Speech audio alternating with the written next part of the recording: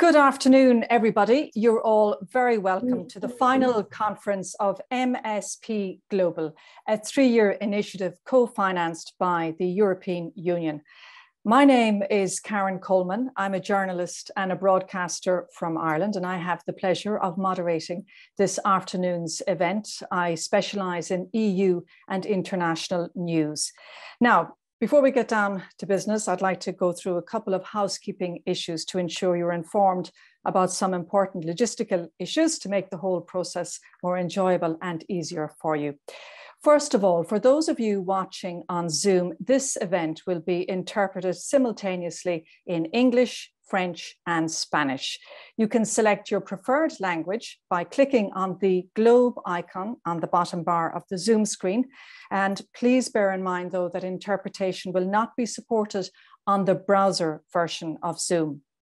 The conference will also be streamed live on YouTube in case you would prefer to watch it on that platform. But bear in mind, again, it will only be streamed in English on YouTube.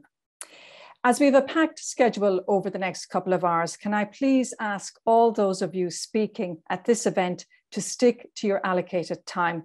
We must ensure each session starts and ends on time. I'll have to interrupt you if you go over time, and I'd rather not do that. So please do stick to the time you've been given.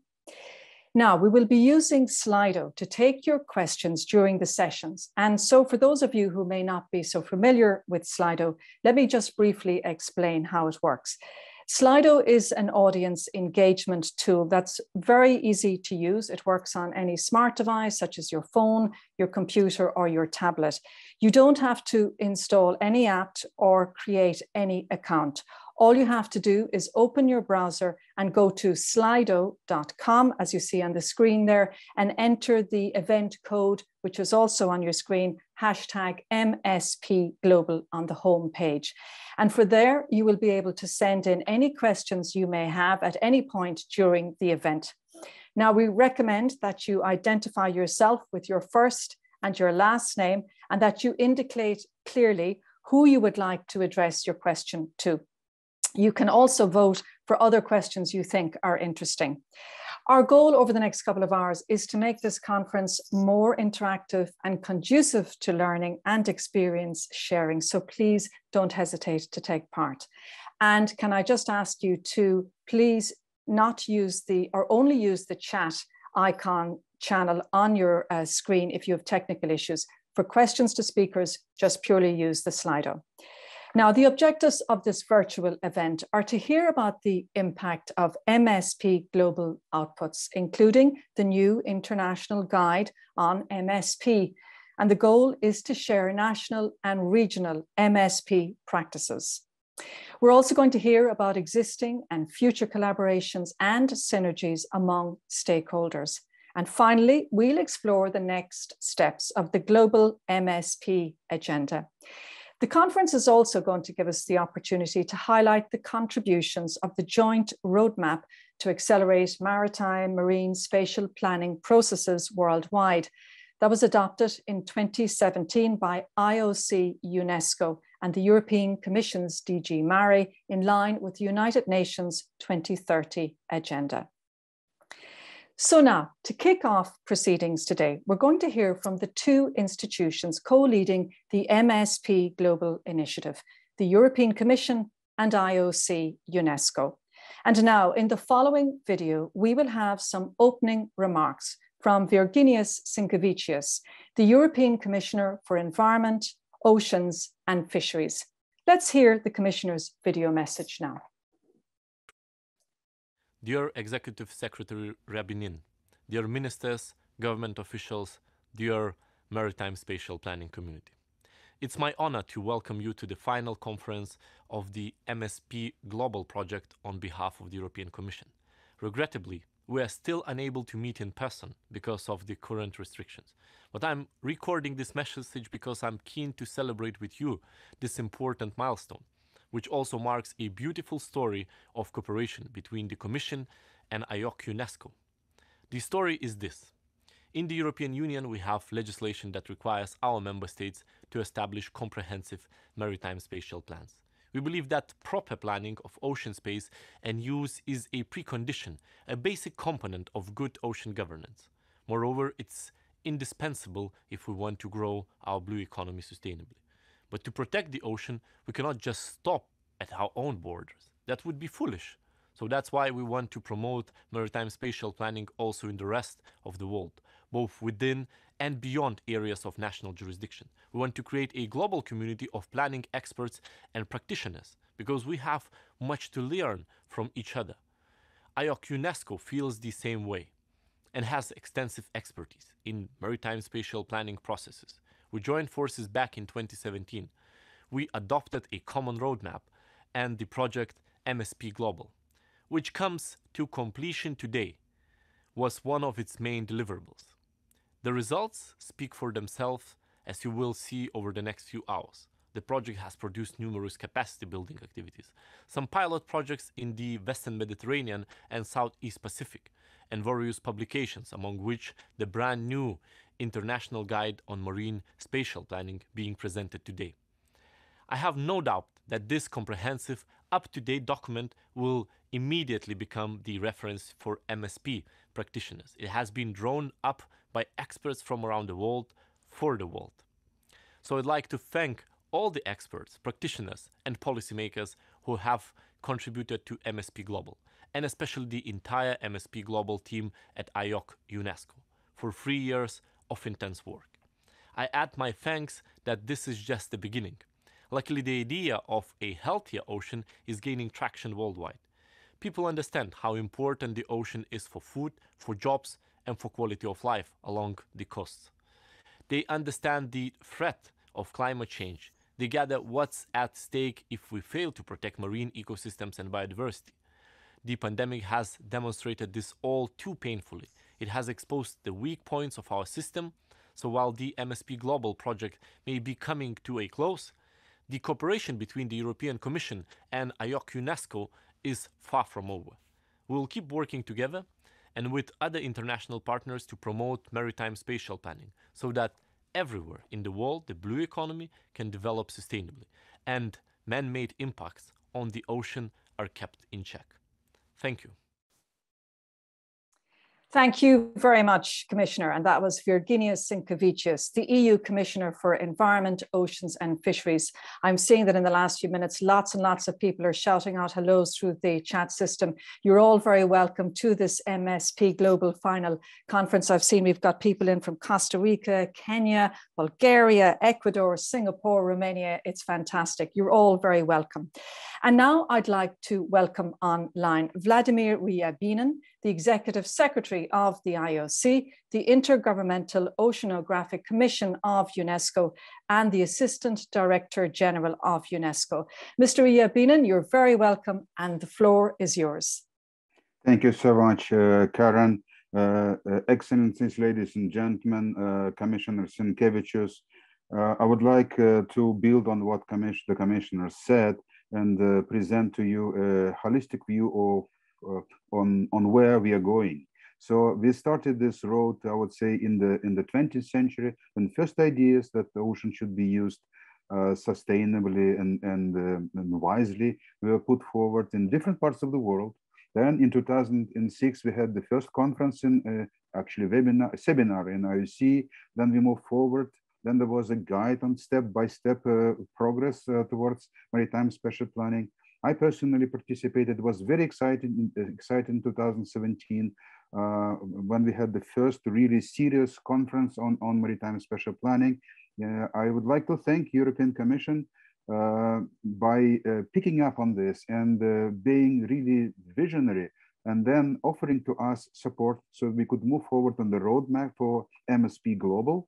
And indeed, the word transboundary is key there, because, you know, we cannot just manage waters in one part of the world and adjacent parts shouldn't be left without attention. So I think the momentum of development, the engagement, really revolutionized the whole process. And we now have almost 400 people on board. attending this conference. We have around 100 countries participating in these activities, and this is nothing but a revolution, a really huge tide wave in the ocean management. So a few words about where the whole thing is going. Now we're going to have this very important new guide on international maritime, transboundary maritime spatial planning. We are moving forward beyond that, because maritime spatial planning is not only a mechanism of collecting thoughts and generating common approaches to management of the offshore space. I think we need to start managing the whole ocean. We have to move towards sustainable ocean planning. This is, I think, one of the wonderful ideas of high-level panel for sustainable ocean economy. And there is a huge potential to still upgrade the power and the wisdom that comes to the maritime spatial planning by bringing together the issues of climate change, biodiversity loss, development of national accounting, and also some less, I would say, hardcore science issues. And through the decade, we are moving there on, for example, empowering women in the decade of ocean science, starting a decade of ocean empathy. So this is a total new view on the ocean, and would like to see in the future that the fantastic development of maritime spatial planning with this community would then meet with the other community of observers, modelers, and we will be able to add to the power of maritime spatial planning a more transparent, more authoritative, and much more, I would say, accurate information about the state of the ocean. So our perspectives are absolutely fantastic, and what was more important, they're absolutely necessary, because without that development in the domain of climate and biodiversity, we will not be able to manage the ocean sustainably, and the implications will be in many elements of the human well-being. So thank you very much, MSP Global Community, for doing that fantastic work. Thank you, European Commission, particularly Felix Leinemann, who was really, good friend and really made a lot of work possible for us. So, European Commission, thank you. And just look into the future and move forward, starting with this conference. Thank you so much. Thank you very much, Mr. Riyad Binan. And again, more people have joined since you started talking as well, from Cameroon, Nigeria, Brazil. They're still joining us from Colombia, from Gabon. You're all very, very welcome. I'm Karen Coleman. I'm a journalist and broadcaster from Ireland, and I'm moderating this afternoon's conference. Now, before we begin our first session, we're going to play a short video introducing the concept of marine spatial planning, MSP. It also highlights the work of IOC-UNESCO in that area, as well as the IOC-UNESCO European Commission Joint Roadmap to accelerate MSP processes worldwide, including the MSP Global Initiative, the final conference of which we are celebrating today. Let's have that video now.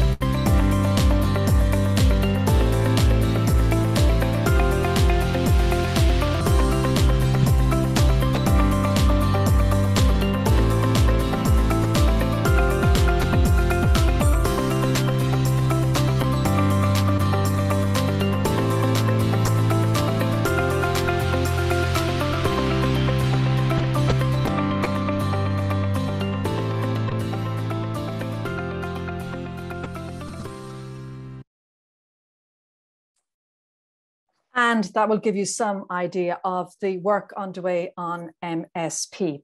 And again, for those of you who've just joined us over the last few minutes, you're very welcome to this MSP Global Final Conference. I'm Karen Coleman and I'm moderating this afternoon's session. Now it's time for our first session of the conference, which is going to be on the presentation of the MSP Global results. We have 5 speakers for this session. They will each make a short presentation, so I will introduce them one by one when they are about to start. So let's go now to our first speaker for this session. Julien Barbier is the Head of Marine Policy and Regional Coordination Section, as well as the Ocean Decade Focal Point at IOC-UNESCO. Working at the interface of science and policy, Julien has led a number of UN initiatives, as well as coordinating the development of international guidelines on MSP. Julien is going to speak now about the MSP Global Initiative. Julien, I'm going to hand over to you. You can turn your microphone on and your camera on. Let's see you in vision, and we will go to your presentation. Over to you, Julien.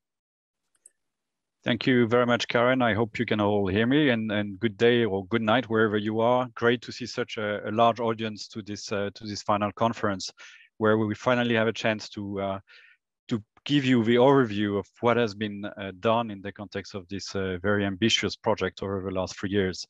So my work today, and it's not so much to tell you about what is being done, because we have a team of very competent people to do that, and this is really the team behind the project that has been the driving force of all those activities. And this is Aya, Michel, Firdaus, and Vera, who will basically explain to you in very concrete terms the actions and what's come out, and also the lessons learned that we have gathered throughout this process.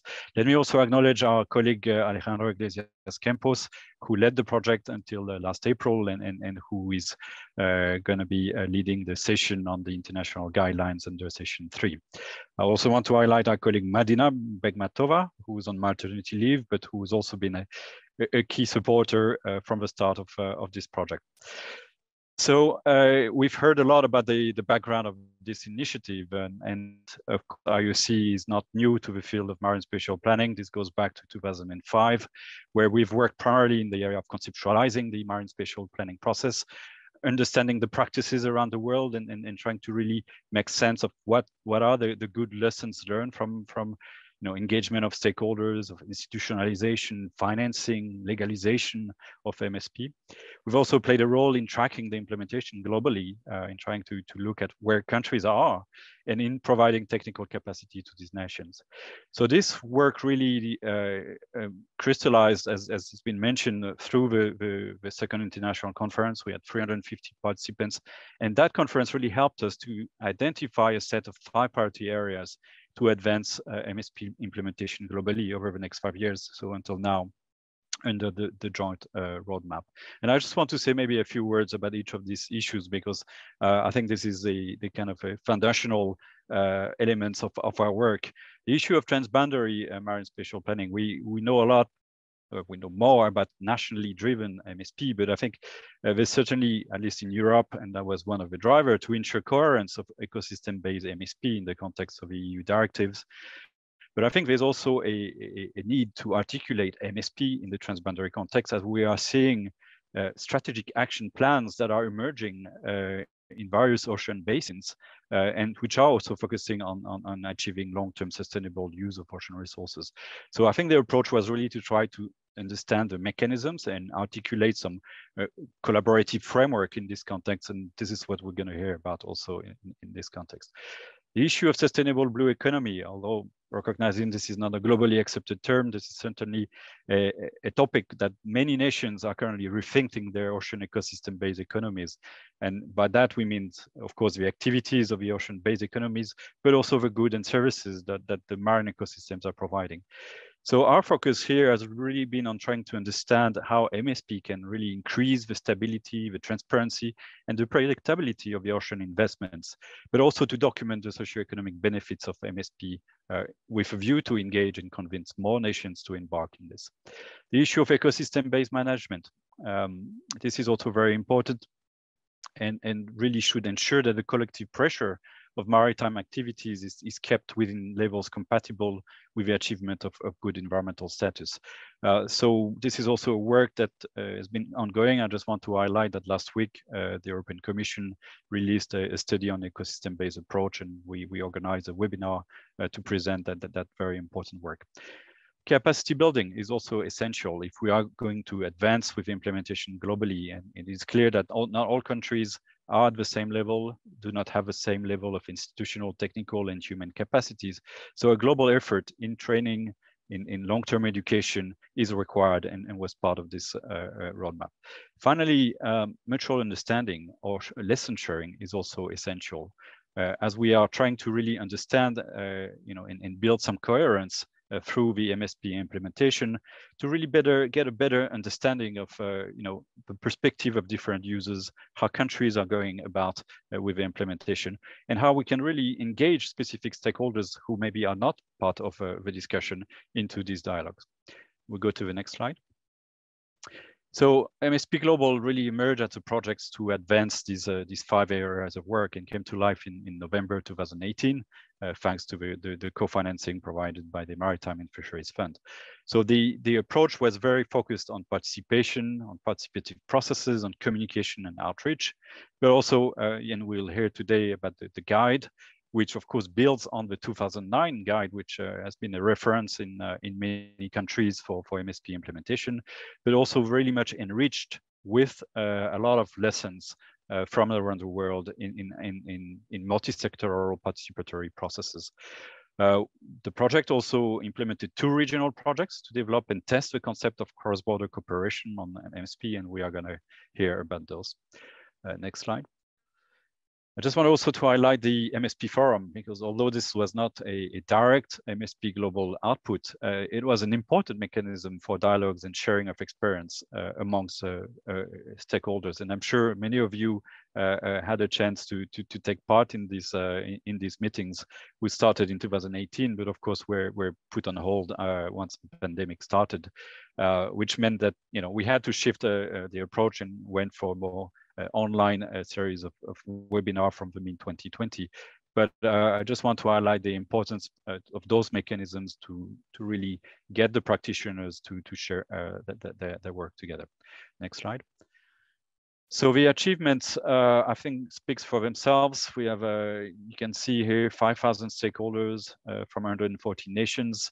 Certainly, the pandemic did create many challenges, but also it probably also, created some opportunities, particularly to broaden and have a much more inclusive approach through a shift towards virtual engagement.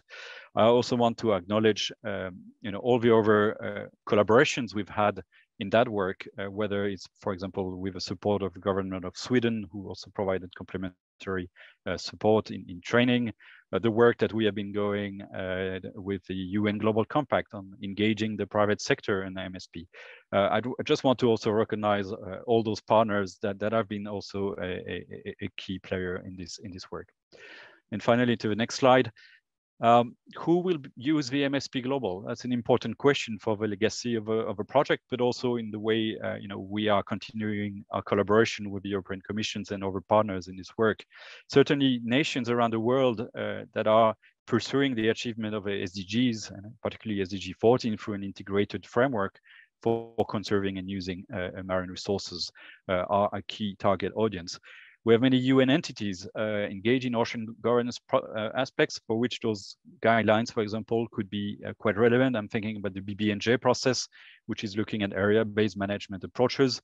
But also, if you look at the UNFCCC trying to link ocean and climate aspects and looking at, for example, at the deployment of low-carbon activities in the marine environment.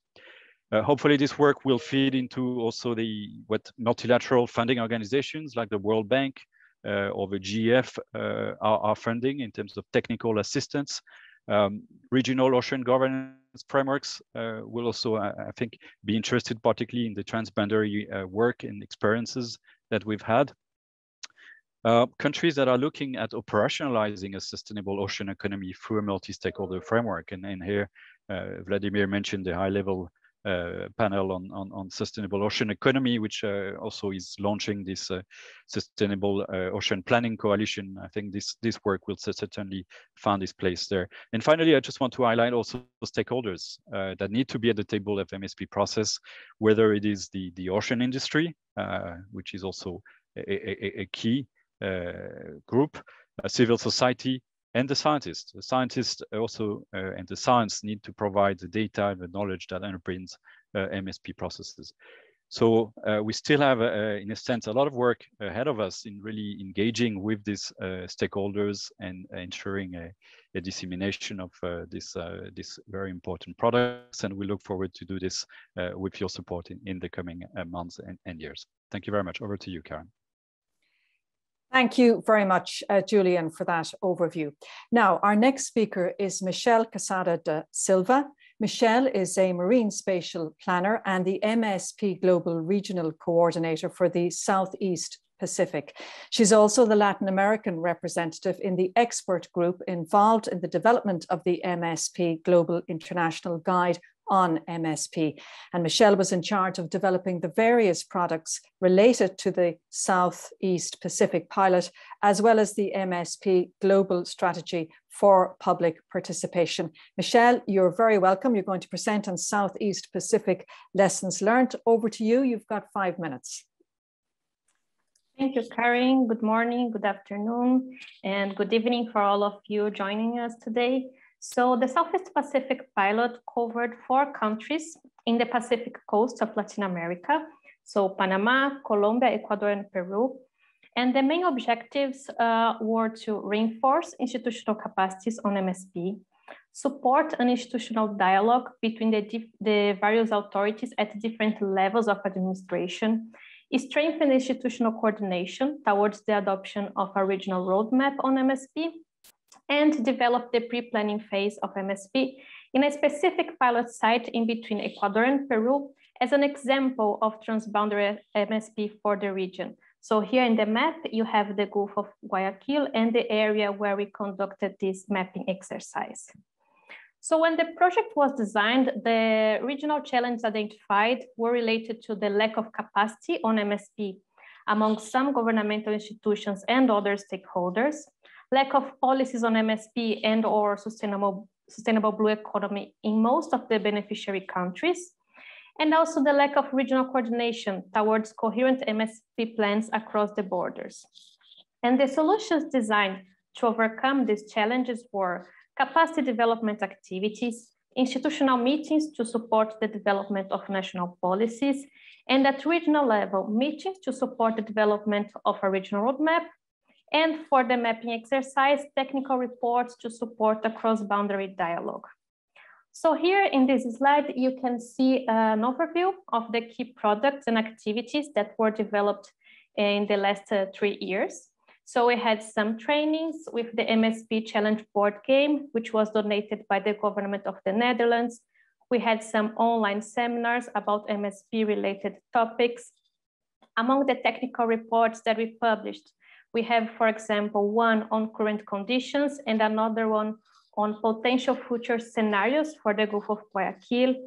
We developed a storytelling tool to showcase the key findings of these 2 reports in a more interactive and friendly language. And of course, we supported the national focal points of the 4 beneficiary countries to develop these regional recommendations, which were divided into 5 topics: interinstitutional and cross-border articulation, blue economy, ecosystem approach, research, development, innovation, and training, and of course, participation and communication. So we are now finalizing a report on lessons learned for the whole project. And I would like to mention just a few of them for those interested to replicate a similar initiative.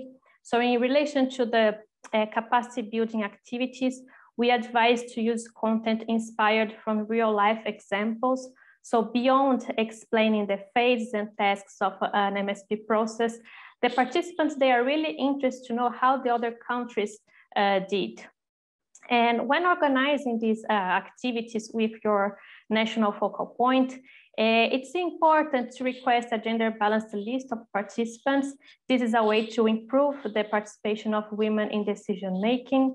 Also to ensure that your national focal point is communicating with the other partner institutions about the project progress to guarantee their involvement in all the activities. And when engaging private stakeholders, be aware that they are usually less willing and available to engage in training courses. So try different activities such as informal meetings or sectoral events. About the regional recommendations, we advise to first organize national capacity building. So this is a way that you will have the different national authorities with a common understanding of MSP before you engage them in the regional discussions. And one thing that we did that it was very useful was to set up some regular regional meetings with the national focal points when they could explain the advancement of the MSP agenda in each of these countries. And then after setting the scene, we started to support them to develop their regional recommendations. I don't have the time now, but for those interested on the lessons learned about the current and future conditions report, I invite you to check the reports because we have a chapter specific for that. I would like to thank all of those involved in this pilot and to thank you that are participating today in this event. Back to you, Karen.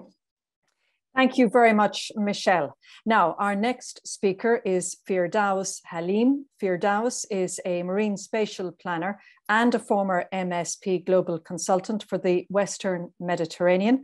Her tasks have included assisting in the project defining current and future uses of the marine space in the Western Mediterranean, along with the creation of the storytelling tool. The topic of Firdaus's intervention is Western Mediterranean lessons learned. Firdaus, you're very welcome. You've got 5 minutes. Thank you very much.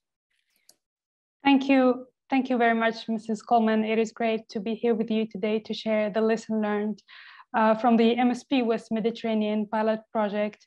So the pilot is a regional transboundary project that was implemented in 7 countries of the Western Mediterranean: Spain, France, Italy, Malta, Tunisia, Algeria, and Morocco, with the participation of Libya, Mauritania, and Portugal.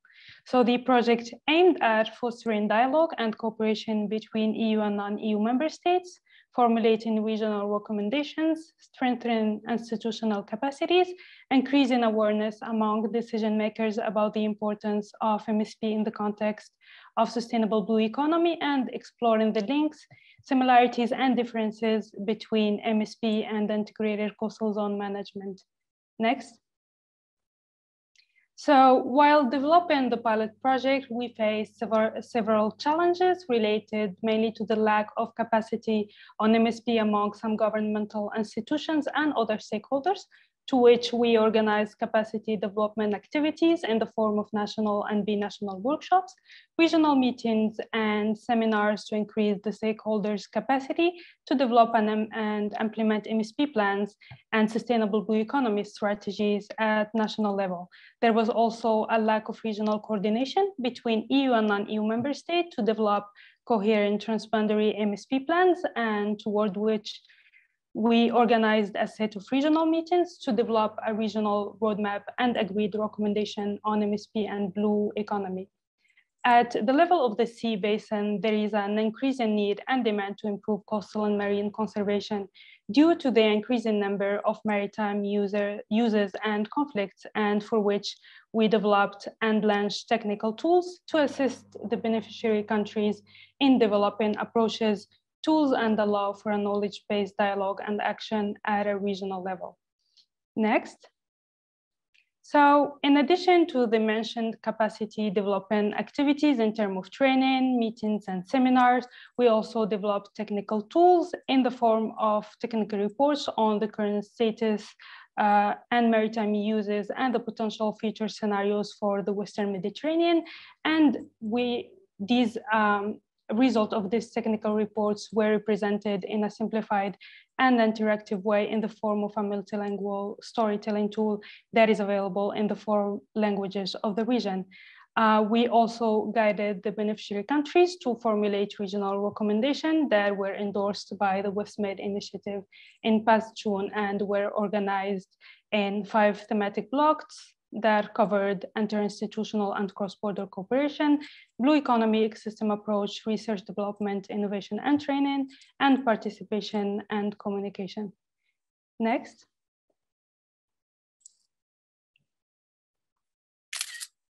So from analyzing the current conditions of the marine environment and maritime uses, the lesson learned concern mainly the data providers and lack of data. And so if the data, while doing this kind of studies, if the data is not publicly available, a care should be always put into appointing the right person that is committed and also interested in the project to request the needed data, and also to keep in mind that always some institutions might not be willing to share it. So it is important to be transparent and acknowledge that there was data gaps while developing the project. And while building scenarios for MSP and sustainable blue economy, it is important to identify the potential area of development based on the existing literature as much as possible, while using real life logic when the literature is lacking. To also always important to justify the goals and assumption of each developed scenarios, as well as how they were developed, and to develop some guidelines always joined to the scenario with suggestions on how to use and adapt them. And whenever presenting such scenarios, to always highlight the fact that they are not official MSP proposal, but only scenarios. And for the last point, for the lesson learned from showcasing the key results through a simplified and interactive storytelling tool, I don't have the time now, but I invite you all to consult a seminar that we organized and that was dedicated to the lesson learned from its development on our website. I would like to thank all the stakeholders that participated in this project, and thank you all for your attention. Thank you. Back to you, Mrs. Coleman. Thank you very much, Firdaus. That was great. Now, by the way, if you would like to put a question to any one of our speakers throughout the session today, please do so through the slido.com platform. That's the mechanism that we're going to use to take your questions. Now, I'd like to introduce our fourth speaker. Aya Khalil is the MSP Global Communication and Outreach Consultant. She led all digital and print communication and outreach activities to promote cooperation around marine spatial planning and to raise awareness of the project's progress and results. Aya's topic is MSP Global Communication and Outreach. Aya, you're very welcome, and over to you now.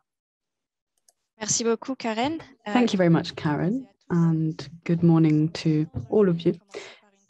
Without further ado, I begin by presenting you the MSP Global website, which is the foundation of the presence of the project on the internet.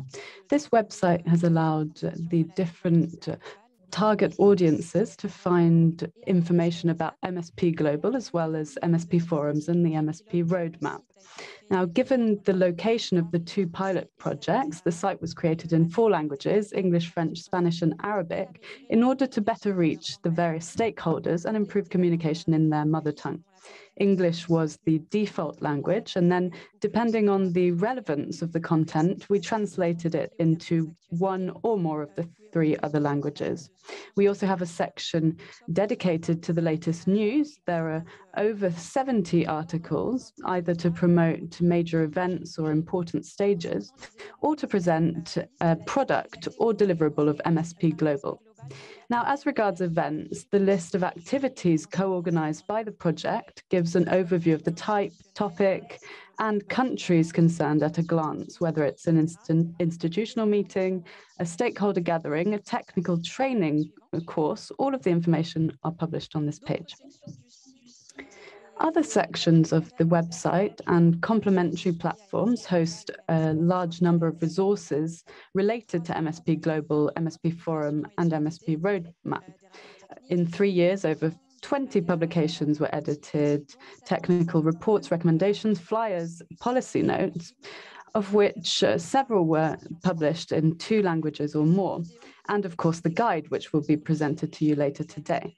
Over 200 videos are available on the YouTube channels of MSP Global and UNESCO, the event summary record, expert presentations, institutional videos, etc. Another important aspect I wish to highlight today is the 50 country profiles, which you can find on the website, which are based on a survey that was sent to the member states of the IOC on the status of their planning process. Some profiles were completed with information from the European platform on marine spatial planning, which is called EU MSP platform in English. And this is testimony to our collaboration in this field with the European Commission. Next slide, please. Concerning social media, the project is active on Twitter, Facebook, and LinkedIn.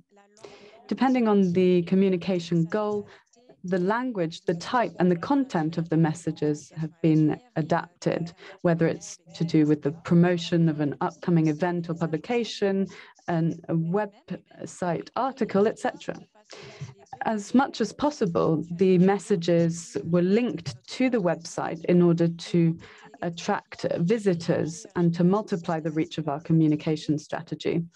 Accounts were also displayed and shared systematically during these activities in order to encourage participants to subscribe. As you can see on the screen, the number of subscribers is displayed for each platform, as well as their main characteristics. Now, when it comes to LinkedIn, often one of the main challenges of marine spatial planning initiatives is engaging with the private sector. Now, as Michelle mentioned earlier, it was quite difficult for us to engage with representatives of the private sector in our activities, which brings me to my next slide. Lessons learned in terms of communication. As part of the project, first of all, it's important to have a communication strategy developed from the very outset of the project, which will allow you to clearly identify key messages, target audiences, and platforms so that everything works in harmony and to the benefit of the project. As it regards websites and social media, there are 4 important aspects which can be summarized as planning and adapting. This will ensure optimal and effective use of your time and better communication generally. When it comes to resources, try to ensure that the content is as diverse as possible, whether it's print or media format. And if you outsource certain products, bear in mind that you need to have sufficient time to check and correct the work. This is something that we often forget. And lastly, it's important to monitor certain key parameters throughout the project. In terms of the website, it can be the number of visitors per day, the number of pages visited, the location of users, where they're connecting from. For social media, it can be the number of subscribers or retweets or shared posts. When it comes to events, the number of participants or gender parity. This will allow you to evaluate the global impact and the success of your communication work and to adjust them if necessary. That's what I wanted to share with you today. I hope this presentation was clear and that you will take away some ideas for your work in your own context. Thank you very much. Karen, over to you. Thank you very much, Aya. That was super. Now, let's move on to our final speaker for this session, and that is Vera Noon. Vera is the International MSP Global Youth Ambassador. She holds 3 degrees, not just 1, but 3 degrees in architecture, in MSP, and in sustainable blue growth. And Vera is currently working as a marine policy and ocean literacy project coordinator in Action, France. Vera is now going to speak about Young Planners for Change. Vera, you're very welcome. I'm going to hand over to you now. Thank you very much, Karen, and thank you for being invited to this very important event. In fact, I'm very happy to have been part or accompanying MSP Global almost since the beginning through the MSP Fora or through my role as the Youth Ambassador. And although my role was limited to a virtual format, however, I believe it was mutually beneficial I got the opportunity to participate in various conferences and webinars to represent the MSP Global Initiative, but also was a consultant on a couple of projects. Next slide, please. So one of the first activities I participated in was actually in Arabic, and it was also about how can MSP support sustainable bioeconomy. Now, here I would like to emphasize on the importance of the multilingual aspect of the MSP Global Initiative, not just for the speakers, but for the viewers who are often exposed to very new terms and they're not always familiar in speaking in English. So I think that was a very important aspect of the initiative. Another webinar I had the opportunity to participate in was co-designing the science and capacity we need for ocean decade in the Mediterranean region. This webinar was directed towards exploring what are the capacity building requirements, education and training needs for the Mediterranean, focusing on the marine spatial planning realm.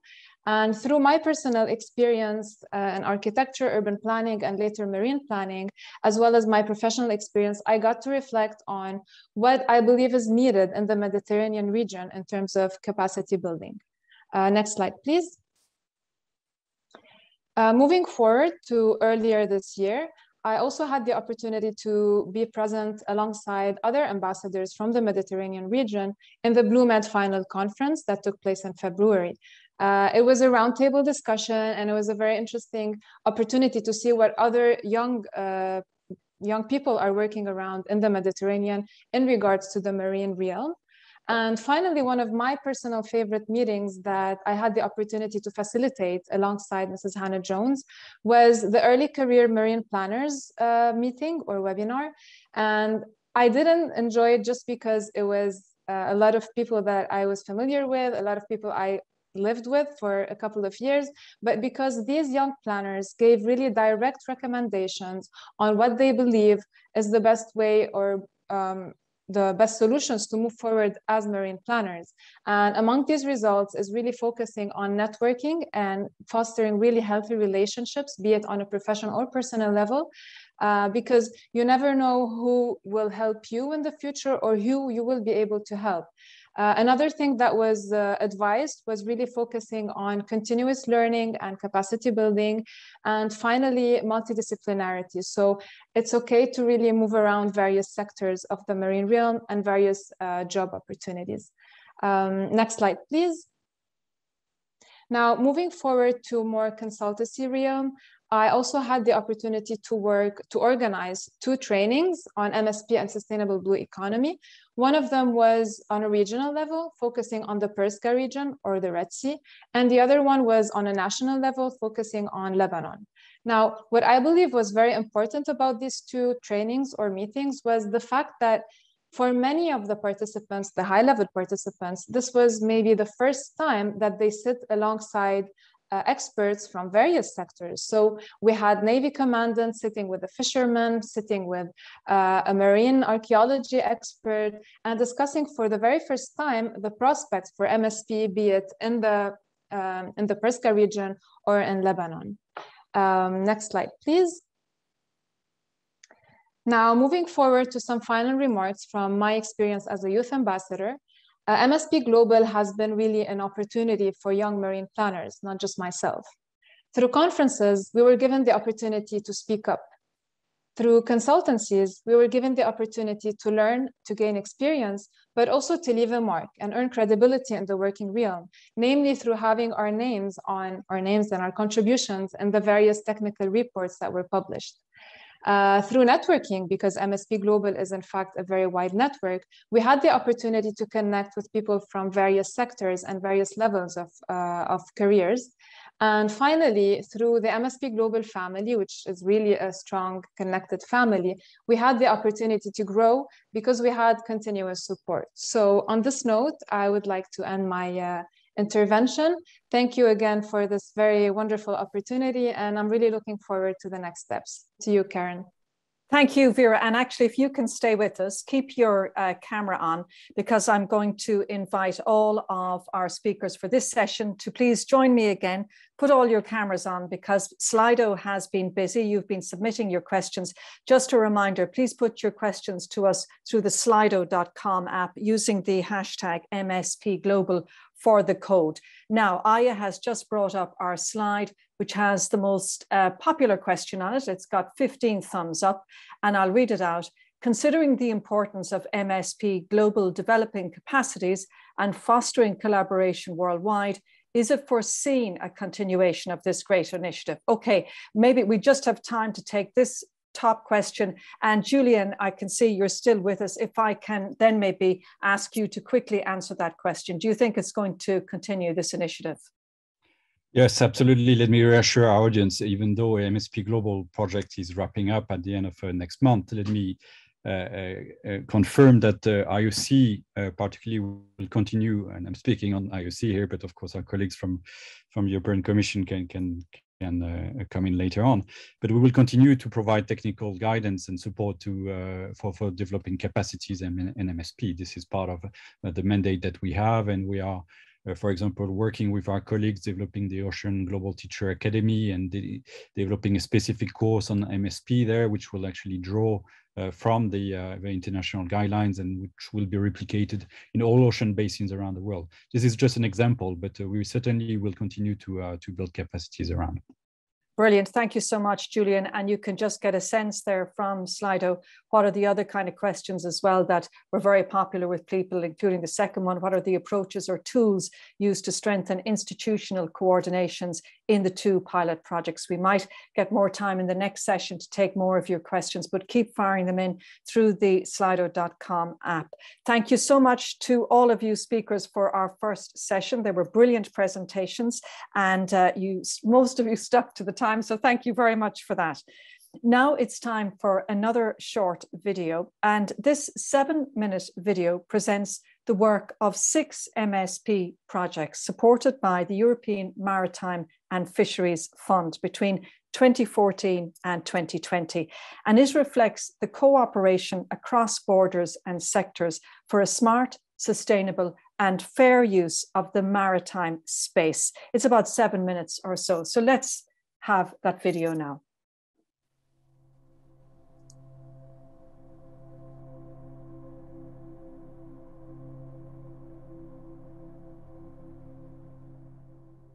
There are many different activities that take place at sea.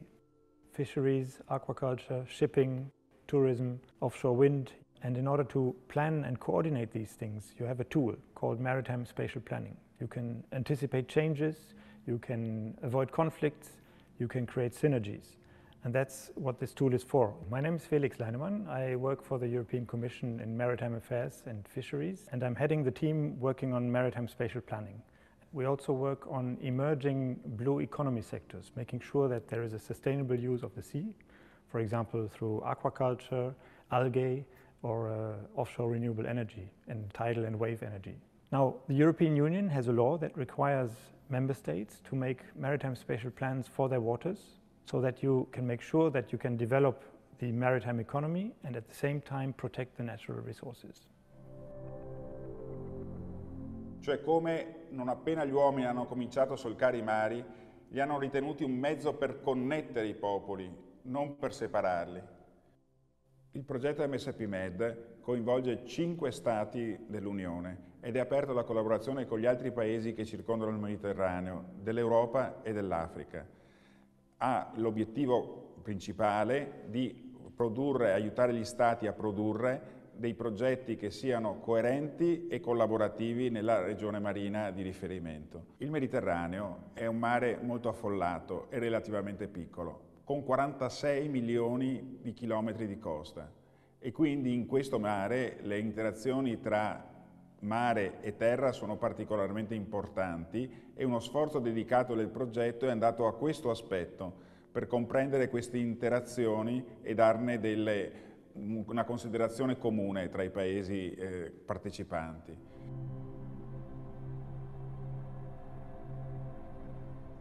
O projeto MARSP procurou fazer para os 3 arquipélagos europeus da Macaronésia, Canárias, Madeira e Açores. Se nós observarmos bem o que se passa na Macaronésia, são 3 arquipélagos de 2 países vizinhos, onde as fronteiras são algo muito difuso, porque são fronteiras marítimas, ou seja, nós não temos espaço terrestre em comum. Esse conceito de cooperação transfronteiriça é um conceito que nos espaços arquipelágicos é muito distante do cidadão comum e até dos próprios decisores. Portanto, é sempre com alguma expectativa que todos os utilizadores do espaço marítimo veem os projetos de ordenamento do espaço marítimo. Medfinansiering från EU, den är avgörande för formellt och informellt samarbete och det hjälper planerare att bättre planera med ett gränsöverskridande perspektiv. Pan-Baltic Scope samlade ansvariga havsplaneringsmyndigheter och organisationer för ett gränsöverskridande samarbete och detta för att bidra till mer samordnade havsplaner i Östersjöregionen och att stärka de nationella havsplaneringsprocesserna samt för att bygga långsiktiga mekanismer för havsplanering i Östersjöregionen.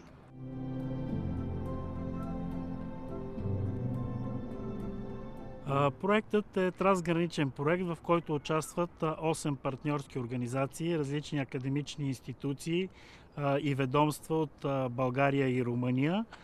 В проекта има за цел подкрепа на националните морски пространствени планове, които да създадат устойчива синя икономика.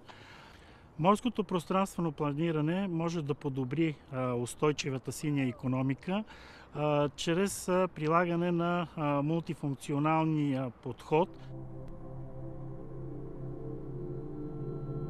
SimAtlantic is a 2-year project that began in July 2019, and we're building capacity for maritime spatial planning in the European Atlantic region. One of the things that we will be doing is to produce an Atlantic vision, which will look at the current spatial uses of the European Atlantic marine area and also potential future uses. We're looking at shared marine areas between Northern Ireland and the Republic of Ireland, which are really important for tourism and aquaculture. Also, we're developing a data portal which will be really helpful for the management of a marine protected area in France. These projects are great for researchers like myself because we can understand the practical needs of the MSP authorities and tailor our efforts more closely to them.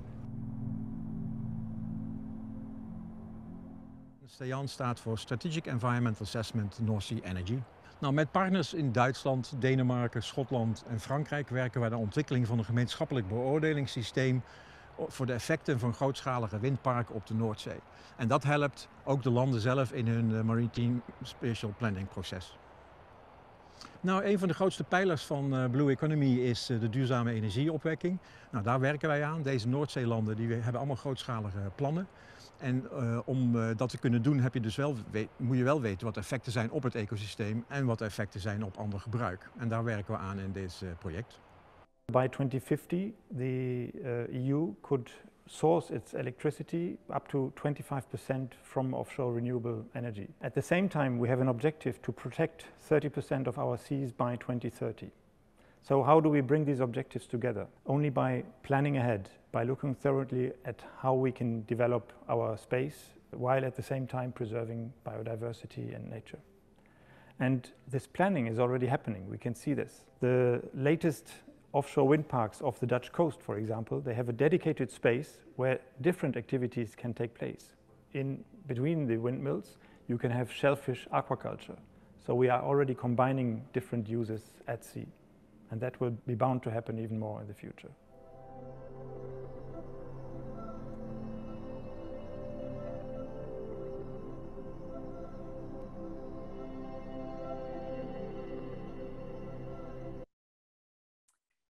There, a glimpse there now of 6 MSP projects supported by the European Maritime and Fisheries Fund between 2014 and 2020. Now there are more than 400 participants joining us today. You're very welcome. I'm Karen Coleman. I'm a journalist and a broadcaster from Ireland. I specialise in EU and international issues, and I'm moderating today's conference. And you're very welcome to the MSP Global Final Conference.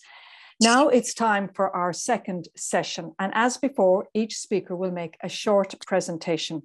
This session is going to be about looking forwards to future national perspectives.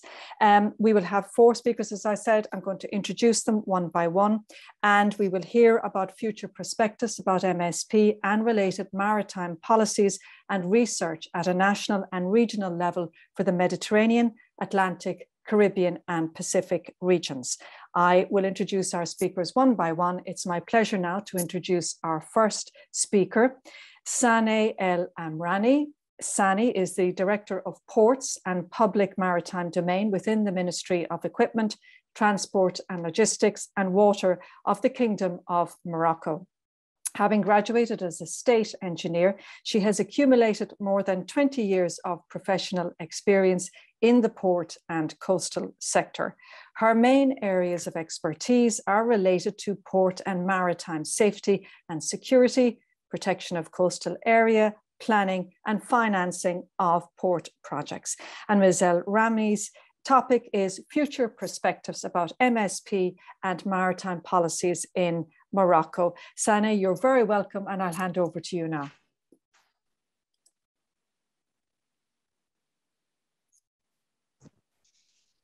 Merci, Madame.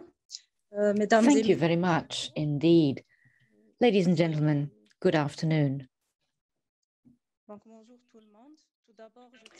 First of all, I would like to express my warmest thanks to the IOC at UNESCO and DG MARE from the European Commission for the organization of this event and for this wonderful initiative.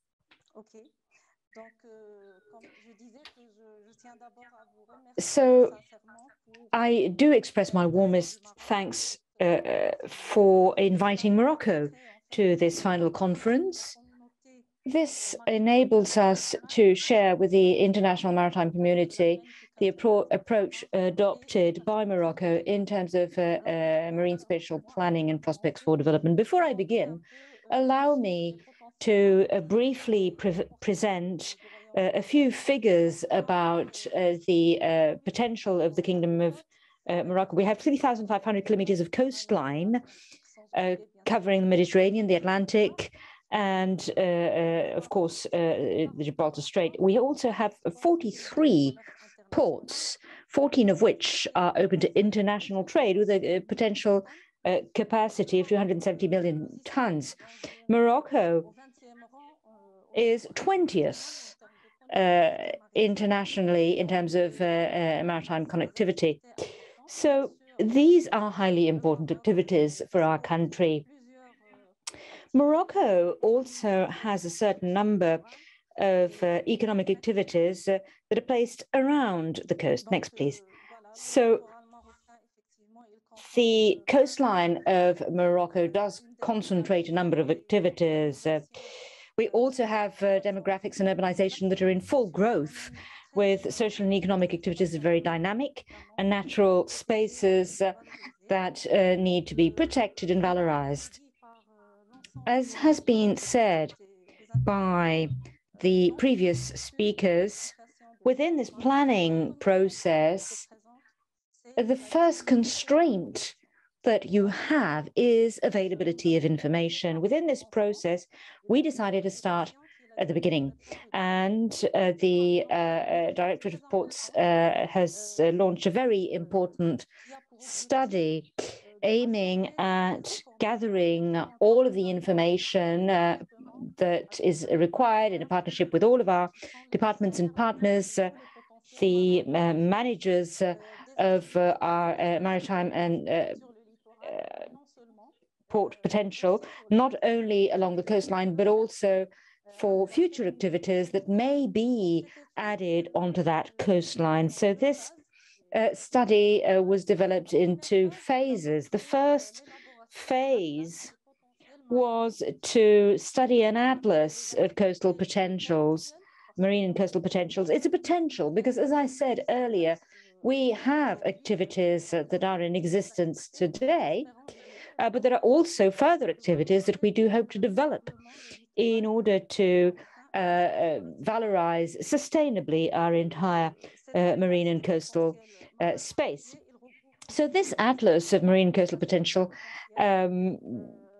covers a variety of potentials that are presented in the form of an atlas and geographical information. So if we go round the main types of potential in Morocco, there are 11 main potentials in our country. First of all, there's the one that I'm in charge of, and that is port potential.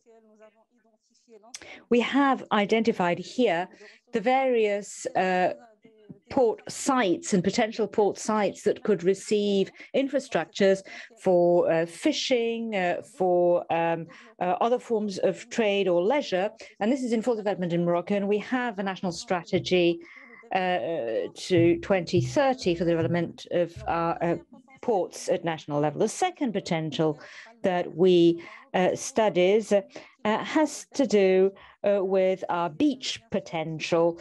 We have a vast coastline of beaches that is of interest to many tourists, and we have seen a variety of intense activities, especially during the summer period. So this is a second type of potential that we have studied and analyzed to make sure that it is in harmony with the various other activities that are under development. The third potential is tourist potential. And under this potential, we've looked at all facilities, tourist facilities that are present along the coastline with their various involvement with the beaches and other coastal areas. The fourth potential is the cultural potential. This one is also highly important because we have archaeological sites that are along the coastline and that need to be also studied and protected and not to be jeopardized by the various other activities taking place in the vicinity. Another potential that we've studied is the nautical potential. These are possible locations for development of nautical sports, surfing, kite surfing, and so on. The various nautical activities that can take place and locations for them. Then we have aquacultural potential. That's the sixth. And here we have in our atlas the various management plans for areas already identified by the National Aquaculture facilities and that are available for aquaculture, for fish or other types of seafood. Fishing potential is also highly important. So we have looked here at all possible points for bringing in the results of fisheries, whether it is small-time fisheries or industrial fisheries, with all the various facilities that are required, and activities around the promotion of our fishing potential. The next potential is the environmental potential. So under this type of mapping, we have looked at all protected areas, protected marine areas, and other sites, biological areas, environmental areas in all the various categories. And this potential has also been mapped to fully understand which are the protected areas so that they will not be affected by other types of activities. We have also looked at the energy potential, what can be used for energy production along the coastlines of Morocco and in the marine areas. And under this category, we have identified locations that could be used for exploration and exploitation of energy. For the moment, it's exploration. We haven't really found any immediately usable energy sites, but we have explored possibilities in coordination with our friends from the energy sector. The next potential is the mineral potential. And again, some of it is already under use. We make use of salt flats, we make use of sand and other minerals. And the final potential, which is also highly important for a country such as Morocco, is the water potential, the identification of such locations that can be used for desalination of seawater. This is an activity that is growing in Morocco for drinking water or for irrigation for the purpose of agriculture. So okay, Sani, I'm terribly sorry to interrupt, but we are really tight for time. Can you very quickly finish up, please? Thank you. Alors, juste une dernière phrase. Merci. Very briefly, just one last sentence, because the next step is to make use of all of this mapping for planning that will be consistent and in harmony of the various locations along the coastlines of Morocco. Thank you. Thank you very much, Sani. I'm terribly sorry I had to interrupt, but because we have to get out at a certain time, we really do need to move on. But thank you so much for such interesting information in your presentation. Now, I'd like to introduce our next speaker. Rear Admiral Antonio Vildoso is from the Navy of Peru. He is currently the Director of Maritime Interests. Rear Admiral Vildoso holds master's degrees in maritime policy and maritime strategy, as well as in democratic governance and citizenship. He served on board in various ships for 11 years and was head of different sections and departments of the Peruvian Navy. He has participated in different multinational operations inside and outside the country. And Rear Admiral Vildoso's presentation is on future perspectives about MSP and maritime policies in Peru. Rear Admiral, you're very welcome. I'm going to hand over to you now.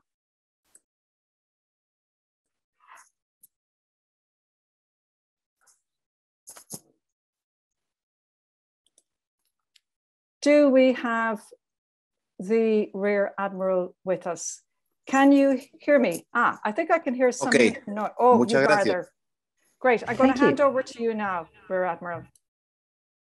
Okay, muchas gracias. Buenos días. Thank you very much indeed. And good afternoon. The warmest greetings of Peru for this meeting. It is a great pleasure for me to be able to share with you over the next 5 minutes what Peru has been doing in terms of its maritime national policy, not only as a Rear Admiral of the Navy, but also as Technical Secretary of the Multisectoral Commission of Action in the maritime areas, involving 11 different sectors of the state. These sectors usually work together. We need to manage a lot of common information. We must be in constant communication to ensure that we avoid duplication of efforts and that we also avoid any type of intersectoral conflict. Next, please. Now, this is the organization that we have set up, the COMAEM, the Multisectoral Commission for State Action in the Maritime Area. And as you can see, this is a standing commission. In December 2019, the state of Peru launched its maritime national policy, and COMAEM is now in charge of supervision and monitoring on the basis of this legislation. Now, it is the Defense Ministry that is mainly in charge of monitoring, which explains my presence here, but the Council of Ministers presidency is in charge. So this gives it a truly national importance and gives us access to all sectors of the state involved. Next, please. At present, Peru is making major efforts through COMAEM by working on the basis of 4 committees. And despite the pandemic, despite the various difficulties in having physical encounters, the means that we have, such as Zoom and others, allow us to keep working. So there are 4 committees. One is the work committee for the maritime GDP of Peru. We have realized that we don't only have the activities in the maritime area, that they don't all have the right information. So we're working with the National Institute of Statistics of Peru to have a separate national account to understand how much is truly generated by Peru in this sector yearly. And this measure was taken during the development of the national policy. It was determined that in order to be able to solve the problems of the national maritime policy, the first thing we needed to do was understand what was our maritime GDP.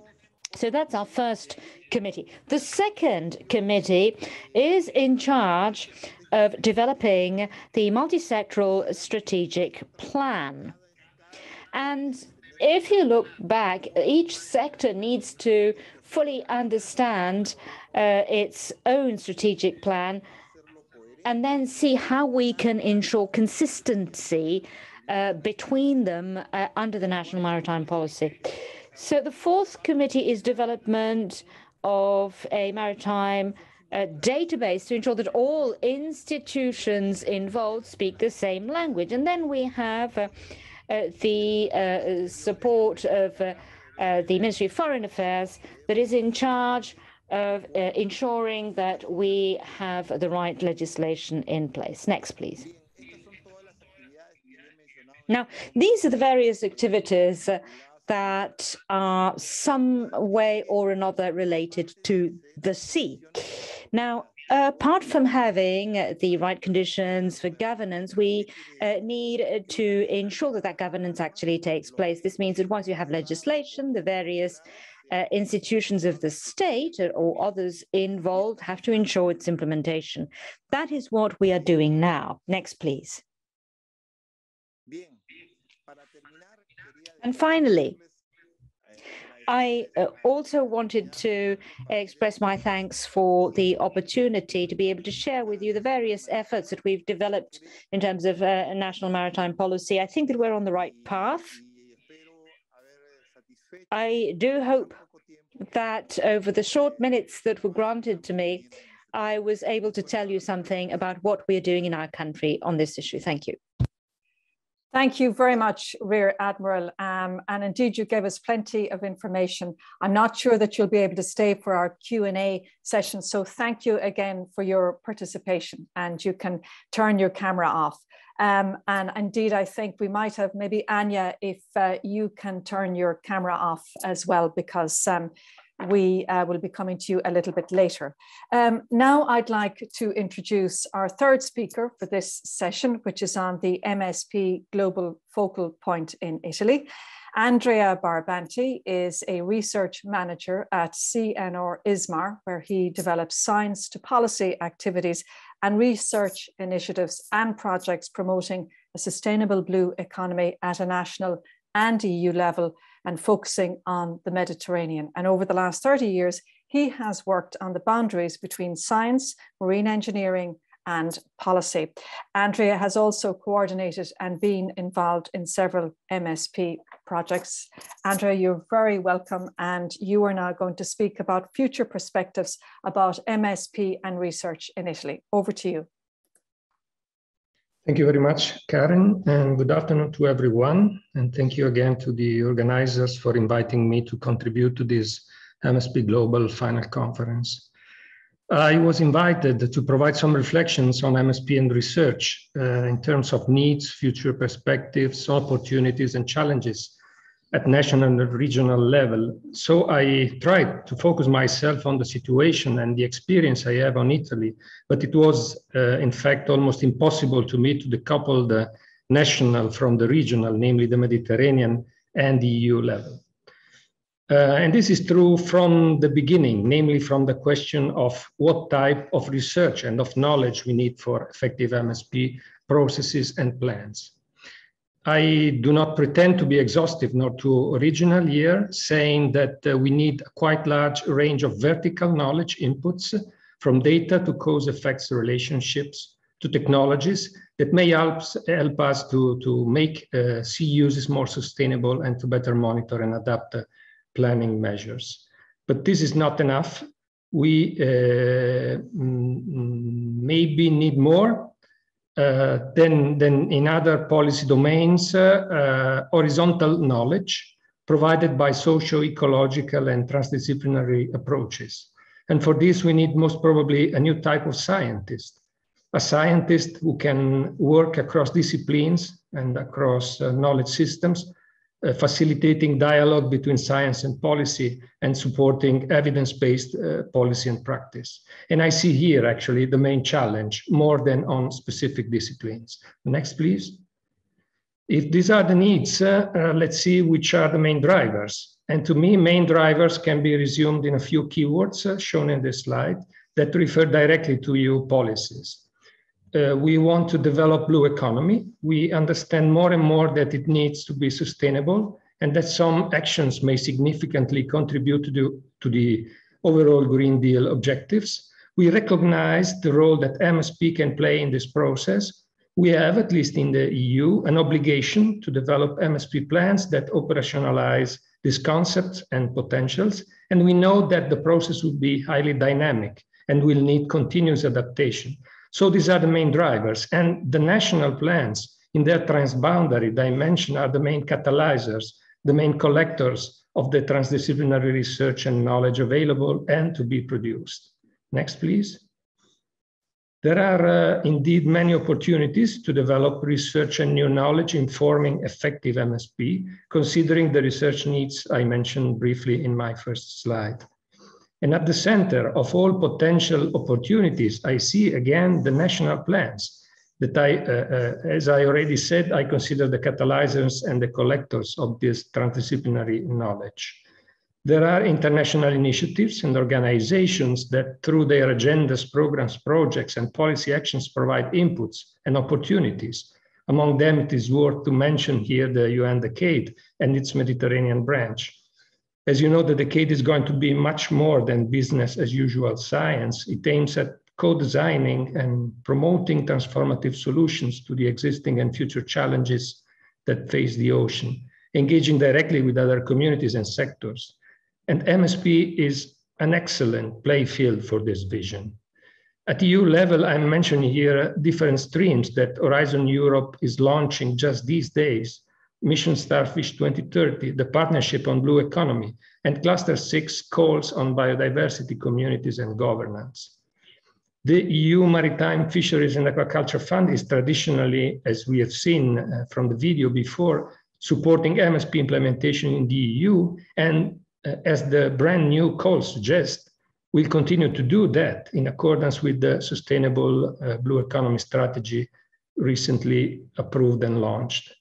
And finally, least but not last, I see significant opportunities emerging at national level through the new National Program for Research, the Italian Next Generation EU program, where important contributions are expected to come from the missions on ecological transition and on research and education, and the activities promoted by the Italian cluster on blue economy called BIC.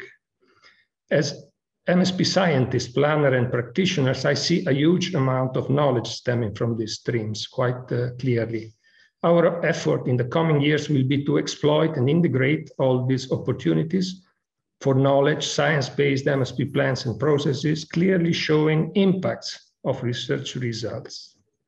And with this, I thank you all for your attention, and I hope that these quite simple messages, in fact, can be food for thought for today's discussion and for future discussions. Back to you, Karen. Thank you. Thank you very much, Andrea. And indeed, I think absolutely they will pose lots of different questions. By the way, please put your questions through slido.com and the code is #MSPglobal if you would like to ask any one of our panelists a question. Now, let's move on to our final speaker for this session, and she is Milena Hernandez-Ortiz. Milena has been a scientific researcher for 13 years at the Marine and Coastal Research Institute in Vermar in Colombia. She has participated in applied research processes such as marine and coastal management, marine protected areas, strategic ecosystems, and climate change, among others. And she is one of Colombia's national experts in marine spatial planning. In her address now, Milena will talk about future perspectives about MSP and research in Colombia. Milena, you are very welcome, and I'll hand over to you now.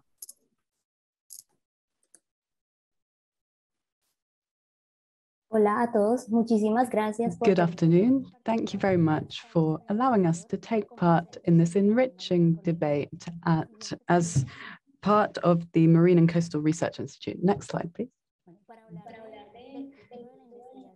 I'll be talking about the future of MSP research in Colombia. Generally, the similarities in terms of definition, spatial range, and methodological scope in Colombia, as it has developed its integrated coastal zone management scheme, have been recently complemented with the MSP tools. This has contributed to generating spaces for reflection on the progress that the country has made in terms of the policy and regulatory framework. So what have we done? Well, since 2015, we developed over 7 MSP technical exercises with results that have been very useful for different planning instruments and that contribute to having a more integrated perspective of the particularities and specificities of the sea. We also observed that mechanisms for cooperation, exchange, and joint work between the entities that carry out research activities on the Colombian coast and seas were developed. So where are we going? Well, we will continue to generate new tools and perspectives for decision-making, informed decision-making in terms of sea processes.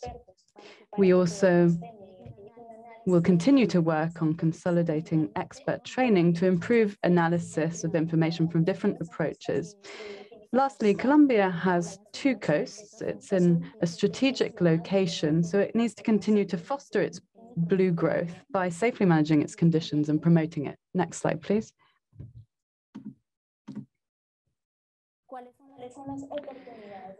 So what are the opportunities for work in marine spatial planning research? Well, the network of marine research centers in Colombia is a mechanism for cooperation and exchange between the entities that generate information, such as research centers, universities, and other entities that produce information that can contribute to informed decision-making. These entities can contribute to the implementation of the challenges of the ocean decade. In recent years, we've also integrated the Sustainable Development Goals from the environmental sector in the planning instruments of the country, as well as in the identification of problems that should be prioritized in the government plans of the various territories of our country.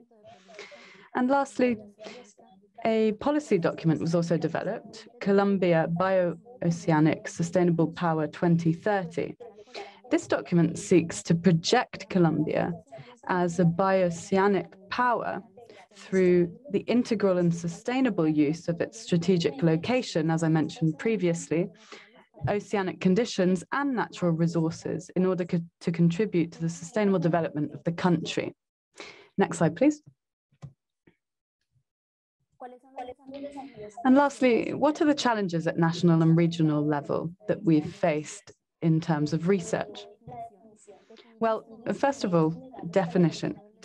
Defining legal instruments for ordering the marine territory and its coordination, as well as the conceptual and policy unification of directives and guidelines in marine coastal planning. Secondly, consolidating economic and financial mechanisms for the environmental management of the marine and coastal environment. We must share experiences between states and countries for addressing common problems in marine and coastal areas. Promote and strengthen governance through processes that integrate social and economic perceptions, as well as permanent monitoring of key stakeholders and environmental conditions, which allows for better decision-making. And lastly, we need to continue integrating institutional and social stakeholders with different domains of expertise in coastal marine environment. Thank you very much. I believe my presentation has come to an end. Thank you. Thank you very much, Milena. And just if you can stay with us, because we'll just take one question very quickly from Slido. And if I can ask as well, Andrea and Sane to join me as well. I think the Rear Admiral had to go. And in fact, Andrea, if you are still watching, can you turn your microphone on and your camera on? Because this question, actually, I'll just take the very first one, which has got the most thumbs up from our viewers online who submitted it through Slido. How is Morocco progressing with neighboring Spain and Algeria in the management and planning of common marine resources? Sane, perhaps you could just very quickly answer that question for us. Sane, can you hear me? Oh. Okay. I don't know if you can. Oui. Oh, you can. Okay. C'est bon. Yes, I can hear you. And I heard the question. Now, I must say I'm not a specialist in common marine resources. If you look at the Moroccan coast, we're lucky to not have many areas that are shared with other countries, except from the Gibraltar Straits, where there is a very short distance between our country and the Straits. But otherwise, there's not so much area that's common in terms of the management of marine resources. But I must say, I'm not a specialist on that issue. Okay. Should I continue to answer the other questions? No, it's absolutely fine because we are running out of time. But what I can say is that the organizing team are going to collect all of the questions that have been coming through Slido, and they'll push them out to any of the speakers for whom those questions were relevant. So you may well get more responses a little bit later on the website itself. Thank you again to our super speakers for this particular session. Thank you so much. You can turn your cameras off now and you can mute your microphones. And we're just going to have a very, very short break before we begin our next session, which is session 3 on presenting the international MSP guidance. Don't go away anywhere. We'll be back with you in just about a minute or two with that particular one.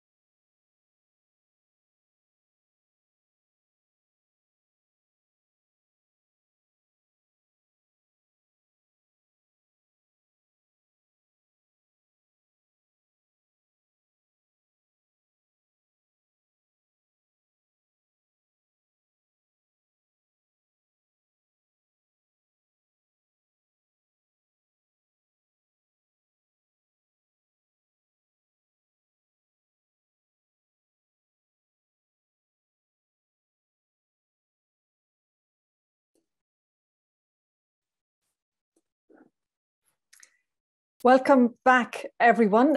We had to have a very, very short break because we're packing a lot in. So apologies that we couldn't give you a long break, but we do have two fantastic sessions lined up for you.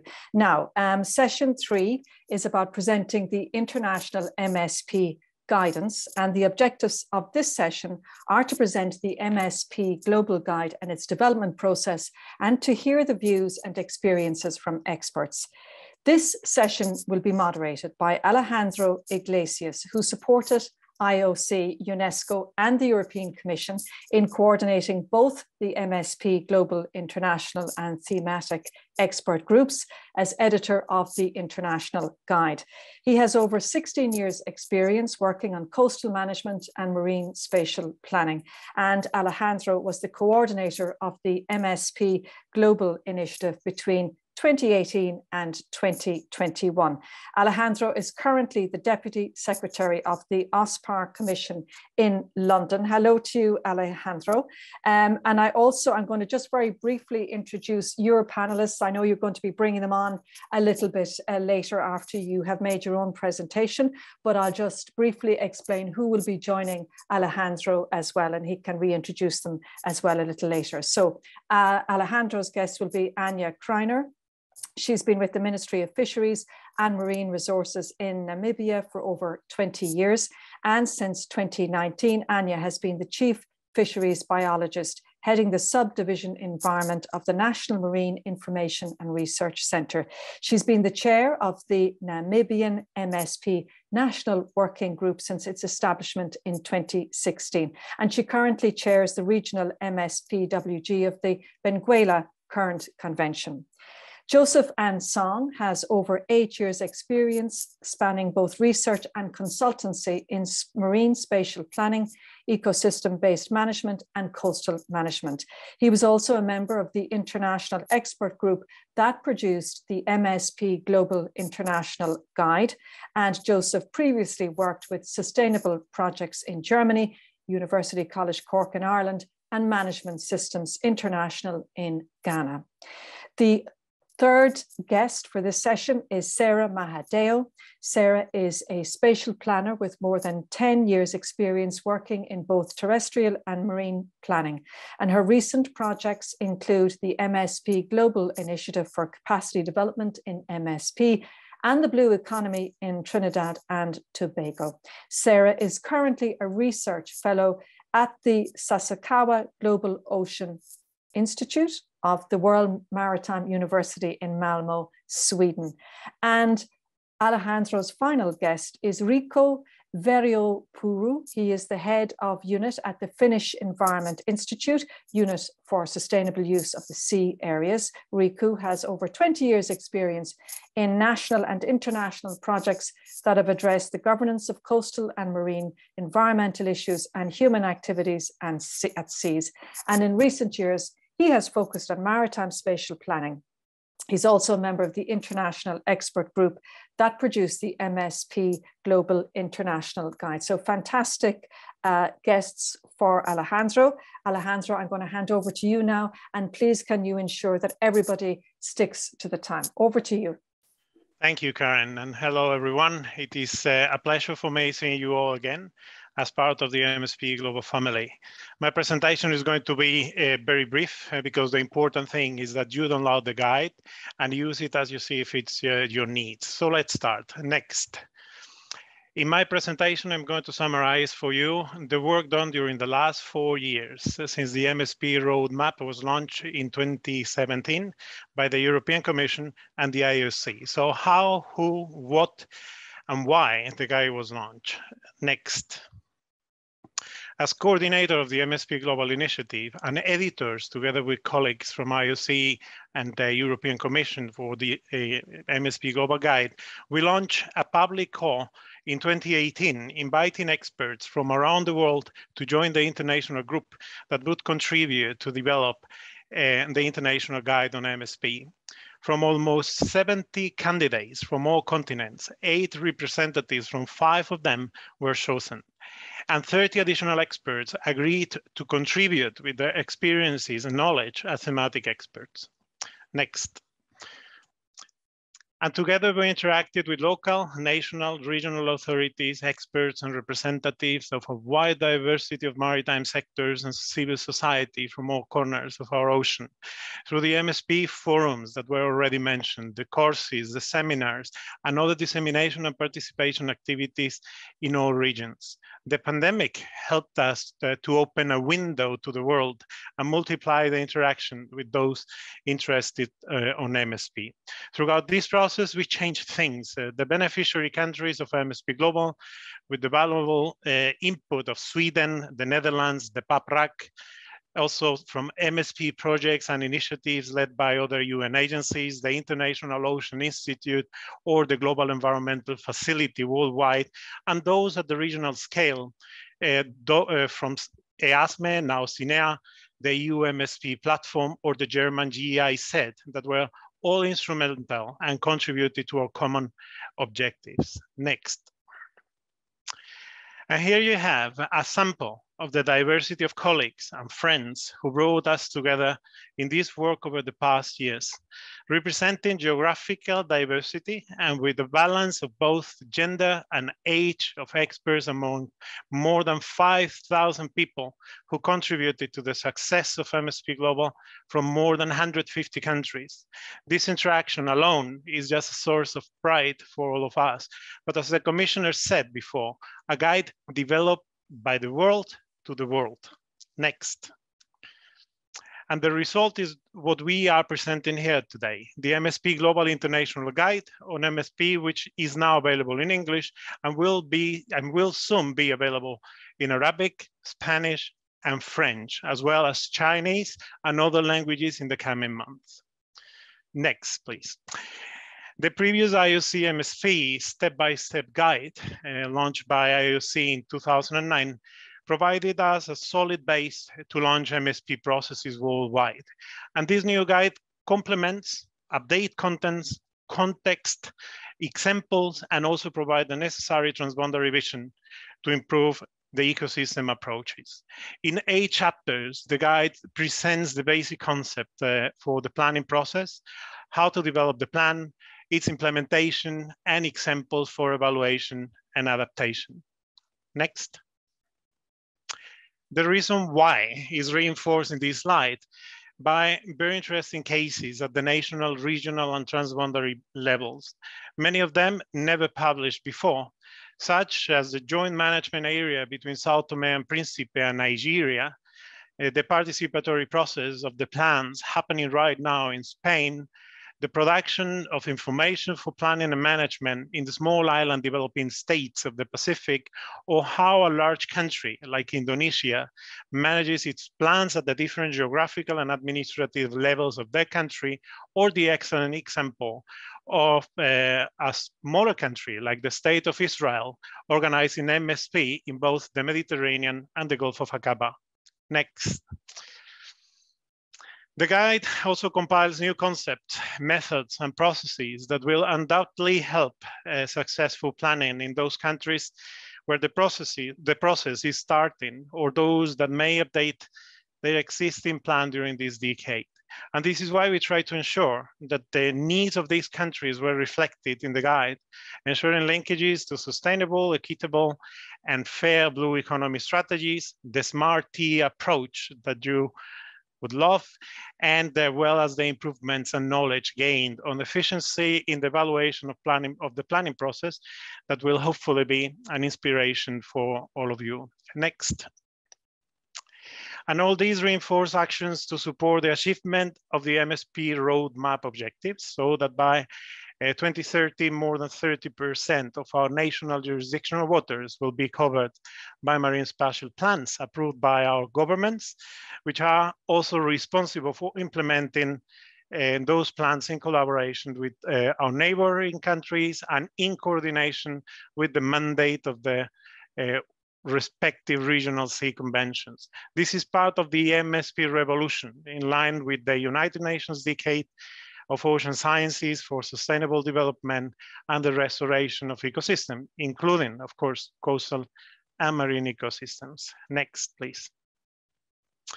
And finally, the authors, the thematic experts, and the editors of this guide invite you all to be part of this MSP revolution. And with the political commitments in worldwide and the increase in public participation to achieve all our goals by 2030 or sooner. Thank you all. And we pass now to the discussion, and to complement it, what better than to share the experiences with our international thematic experts joining me in this session. I welcome again, and please turn on your camera, Kofi from Ghana, Anya from Namibia, Sarah from Trinidad and Tobago, and Riku from Finland. Good afternoon, all of you. And Kofi, let's start with you. As author of the guide, how did you identify key examples to illustrate, in your case, in Africa, the institutional practices and challenges implementing ecosystem-based approaches on MSP? Yeah, thank you, Alejandro. And I'll say also thank you to all the aspects that contributed to identifying these practices that you will find and examples that you will find in the guide as well. So just a quick summary, I would say we went through 3 phases in terms of identifying some of the practices that you see in the guide. And the first phase was just to ensure even geographical diversity, even on the African continent. So North, East, South, West Africa. So we looked at some of the examples that already exist, and also bearing in mind that the countries were at various stages of implementation. So Seychelles was way ahead. South Africa, Namibia, Angola had already implemented the MARE project. The Umami Water project was also starting in Ghana, in Cote d'Ivoire, and Benin as well. And also looking at areas such as Tunisia that had existing initiatives that could inform marine spatial planning when it started. So after doing that, we went in to look at some of the existing publication and documents that they already had to identify the practices that you see, and also what has been some of the lessons that was gained. But then the third phase, which I think was the most critical phase, was going back to the agencies that are actually doing the work, that are actually leading MSP in the African countries, to have an engagement with them to see what has worked in their case based on the context, what has not worked as well, and even which areas they needed more guidance on. So we had a discussion with them, and that led quickly to the regional consultations that we had. So for the continent of Africa, we had the regional consultations together with countries from Latin America, and probably I guess it was the first time that such an event was hosted. So the output coming out from these regional consultations is what actually informs some of the practices that you find in terms of the examples, and also some of what some of the experts actually said are also informed in the tips that you also find when you look at the guide later on. So just a quick summary, that was some of the phases or the stages that we used to develop some of these practices that we have. Difficult to summarize 4 years of work in only 1 minute, Kofi, but thank you again. Also in Africa, Anya, and from Namibia. Anya, how the guide will contribute or support transboundary MSP in Namibia and neighboring countries, South Africa to the south and Angola to the north? Thanks, Alejandro. And as Kofi has mentioned already, the 3 parties to the Benguela Current Convention, Angola, Namibia, and South Africa, have already embarked on a transboundary and also national MSP processes. And of course, now having a guiding document will for sure facilitate and improve the MSP processes by giving the technical teams in each country and on the regional level easy access to international best practices, and also allow the team to apply lessons learned from other regions. So not to repeat other people's mistakes, which often happens. So the new guide is especially useful, and also I would like to thank Kofi for that, because it was developed using experts and examples from all over the world. And because of that, it will probably be possible to find examples from regions with similar situations, and not only from regions where the whole setup is totally different. So being part of the global community, and then I'm proud to say that there are some examples from our regions in the guide as well, and following the best practices from the rest of the world, this will probably also enhance political support for MSP under the Benguela Current Convention, and hopefully enhance the transboundary collaboration under that convention. Thank you. Thank you, Anya. And from the Regional Sea Convention in the south to the north, Kofi, in the Gulf of Guinea, from your experience, how do you think the guide will serve the needs of those in charge of developing transboundary action in your region? I mean, I would say, probably I would say this in two levels. Both, there could be a real contribution over here at the, should I say, macro regional level of the Gulf of Guinea, and also when you are looking at specific cross-border hotspots within the Gulf of Guinea. So, so far, through the Mame Water Project, the Abidjan Convention has developed a guidance for MSP, which featured some examples coming out from the Gulf of Guinea. So I think with the international guidance coming in, that could be further extended, especially if we're looking at what should be some of the visions for transboundary visions, I mean, for the Gulf of Guinea. I think that could be one area that could be further extended within that specific guide, the existing guidance that they have. But then following on from there at a very, should I say, local level is to look at these cross-border areas. So by these cross-border areas, I'm talking about areas such as the Mono Transboundary Biosphere Reserve between Togo and Benin. I'm talking about the Abi Lagoon between Ghana and also between Cote d'Ivoire, where there are already issues about offshore, issues about oil and gas, and also marine protected areas.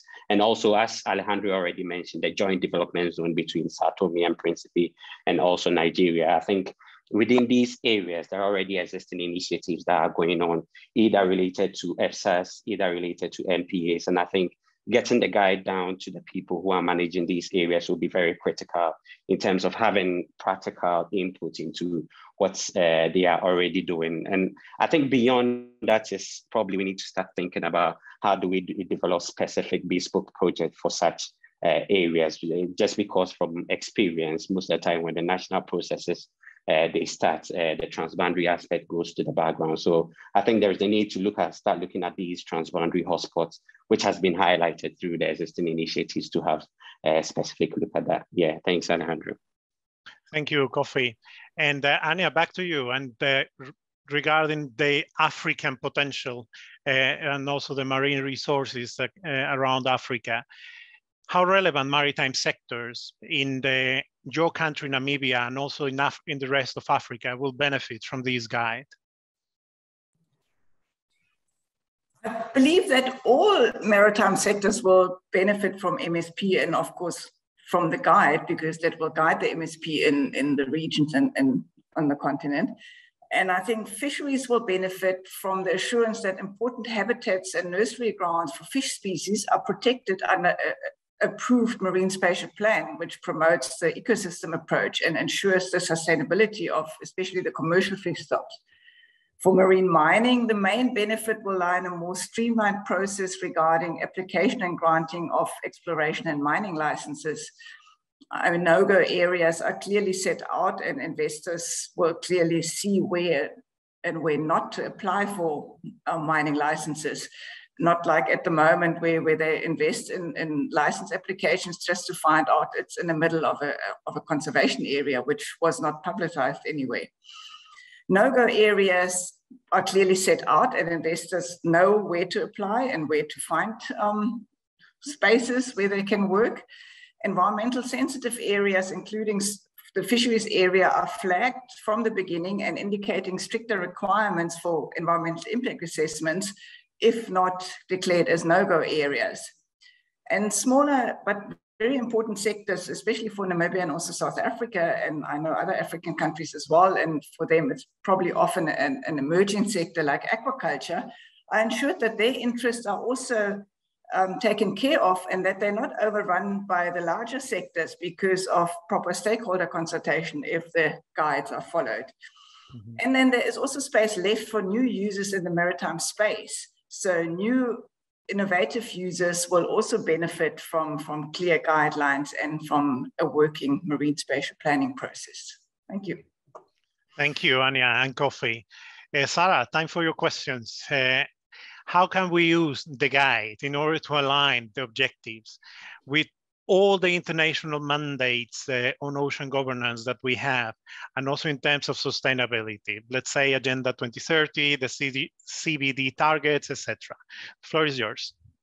Thank you, Alejandro. I'm very pleased to have contributed to the guide. Thank you for the opportunity. So the guide highlights how through the MSP process, we have the opportunity to align our planning objectives to meet specific targets, such as those outlined in the CBD and for the SDGs. For example, MSP is expected to apply an ecosystem-based approach, and this contributes to achieving the CBD's 3 targets, including conservation and sustainable use of resources, as well as the equitable sharing of benefits. The ecosystem-based approach also allows us to plan for achieving targets related to SDG 14. So for example, target 14.2, sustainable management of ecosystems, target 14.5, to conserve at least 10% of coastal marine areas, which is also an ACHI target. So all of those through the planning process we can achieve. Additionally, the planning process, which the guide highlights as being multi-stakeholder and participatory, contributes to achieving other SDGs. For example, 16.7 on participatory decision-making, and 17.16 on partnerships for sharing knowledge, experience, and resources to support sustainable development. Thank you. Thank you, Sarah. Enrico, you are also an author of the guide. And you know everyone is talking about MSP, but only a small number of countries have government-approved MSP plans. One of these countries is your own, Finland. How the guide can be used in regions where MSP plans are to be approved in the coming months or already under implementation? Well, thank you, Alejandro, and hello, everyone. The work for this guide, it was launched in 2019 at the MSP Forum in Riga, Latvia. And there, some Baltic Sea colleagues, they commented that the guidance should be directed especially to areas where MSP is not yet practiced. They implied that the forerunner countries do not really need this guidance anymore since, well, they know what MSP is.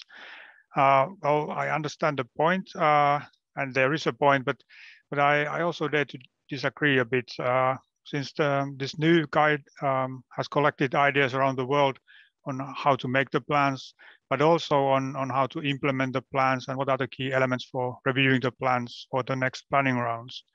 And I think that even the countries in the second or third iteration of MSP, they can learn new ideas from this guidance. It can give you new perspectives on MSP, maybe the ones that you never thought of. My point here is that making the plan is a huge effort, of course, but it is just an instrumental part of MSP planning. One must invest also on implementation, follow-up, and review to improve the MSP in the next iterations. And here, learning to do MSP better is the key. And I think that for this purpose, the guidance can be helpful for all, even the forerunner countries. Thank you. Indeed, thank you, Rico. Well, Sarah is from Trinidad and Tobago, and she's currently working on MSP research in the Eastern Caribbean Seas. Sarah, how does the guide contribute to capturing the input of the diversity of stakeholders, both nationally and in the transboundary context in your region? So in the guide, the elements of a participatory MSP process is addressed, including identifying key stakeholders and developing a stakeholder engagement strategy. Also included in the guide is a checklist for engaging stakeholders. So I think this is useful guidance in organizing an effective stakeholder engagement process to get all groups involved. In the Caribbean SIDS, or as we like to call ourselves, large ocean states now, we have a diversity of stakeholders with varying degrees of interest and influence. So who we engage and how we engage them is quite important.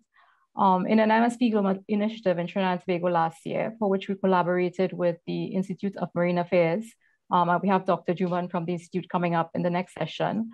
We had to get quite creative for a series of stakeholder activities that we had. So in the end, we had online meetings with state agencies, we had a webinar for the public, and produced 2 video documentaries to share information with primary and secondary schools. The guide also addresses transboundary MSP. So in the Caribbean, we have a pioneering MSP project, the Caribbean Regional Oceanscape Project, which will aim to produce a single regional MSP framework. And I think in this regard, initiatives such as this can certainly benefit from the examples and lessons learned presented in the guide on transboundary stakeholder engagement. Thank you. Thank you, Sarah. Definitely, I also use large ocean countries when referring to seats around the world. And the last question is for Rico. What are the lessons learned, Rico, reflected in this guide in relation to MSP monitoring at the regional scale? You are an expert of that. How regional sea conventions like HELCOM can help contracting parties promoting common actions on data, information, and monitoring? Well, one of the key points of the monitoring and evaluation part of this new guide is that that while monitoring and evaluation are essential parts of a well-managed MSP process, and indeed the activity to foster continuous learning, both monitoring and evaluation can be costly if conducted in very complicated ways. Well, then one should be smart in doing this, and a smart thing is, for instance, to combine monitoring efforts with monitoring that is already done for other policy processes. And this leads to regional seas collaboration and collaboration with the neighboring countries, when a super smart thing would be to collaborate in monitoring with neighbors when it's possible and meaningful. And such collaboration would be needed in areas where you have many cross-border activities or likely cross-border impacts. And this is possible or easiest in areas where countries are already collaborating, for instance, in marine environmental monitoring, fisheries management, or in shipping safety activities. And especially in areas where you have regional sea collaboration around MSP, like we have had already more than a decade in the Baltic Sea region, and are planning to collaborate in monitoring also regarding MSP. But then finally, I think that there are, of course, many other benefits from cross-border or international collaboration in MSP, and not just regarding monitoring, but maybe the most important would be to learn from other countries about the process of plan making, about good planning solutions. And you can learn from other countries that how their plans influence different sectors and why they influence. And here, especially analyzing together how different countries MSP influence cross-border sectors, sometimes even the same operators, can be very revealing and lead to improvements in planning. Thank you. Thank you very much, Riku, Sarah, Kofi, and Anya, and all international thematic experts who contributed to our work, and also to Michelle, Aya, Madina, Firdaus, Cristina, Julia, Marie, all compañeras, to you, Karen. Thank you. Thank you very much. And if your guests can just stay with you, thank you very much for all your contributions. We have about 5 minutes, Alejandro, to see what questions have come through Slido. Aya is bringing them up there. Very good. Okay, this is a question for you, Kofi. What is the difference between this new guide and the first on MSP step by step? Very good question there. Kofi, perhaps you could answer that for us. Sure, Karen. I think if you just go straight into the guide, which I'm sure people will do at some point, what is quite clear is that in terms of the difference between the MSP step by step and this one is probably the transboundary aspect. You would see a lot of transboundary examples and international examples that have been reflected in the guide. So that is clearly one aspect that wasn't addressed by the step-by-step guide. Beyond that, I think when the step-by-step guide came out, it was just about 5 countries that had a government-approved plan. Now we have over 20 countries that have already instituted a government-approved plan. So the examples over there are also based on actually examples that work based on different contexts. And I think that's what this guide actually brings out, that yes, MSP can really work in different contexts with the different challenges that it actually presents as well. And there are also particular, just not to take all the time, particular aspects that has been expanded, such as the monitoring and evaluation, which Riku can talk a lot more about. And also when it comes to even the assessment aspect that was already done, such as seascape assessments, which are already reflected in the guide as well. Okay, actually you mentioned Riku. Do you want to come in on that question as well about what the differences, as Kofi referred to you there? Well, I mean, the differences, the step-by-step guidance, I think that Kofi pointed out quite well that now we have examples from kind of different types of examples on how to do MSP, but with monitoring and evaluation, the thing is that here we are also raised from some practical examples on monitoring and evaluation and how to work on the experiences. And of course there is IOC guidance on monitoring and evaluation of MSP separated from the step-by-step guidance, but here we add some new elements about the evaluation of spatial planning in general, in addition to the existing guidance. Okay, thank you for that. Sarah, we can take just about one or two more questions. Sarah, this is for you. How will the guide contribute to the development of climate smart MSP in small islands developing states? Thank you for the question, very relevant question.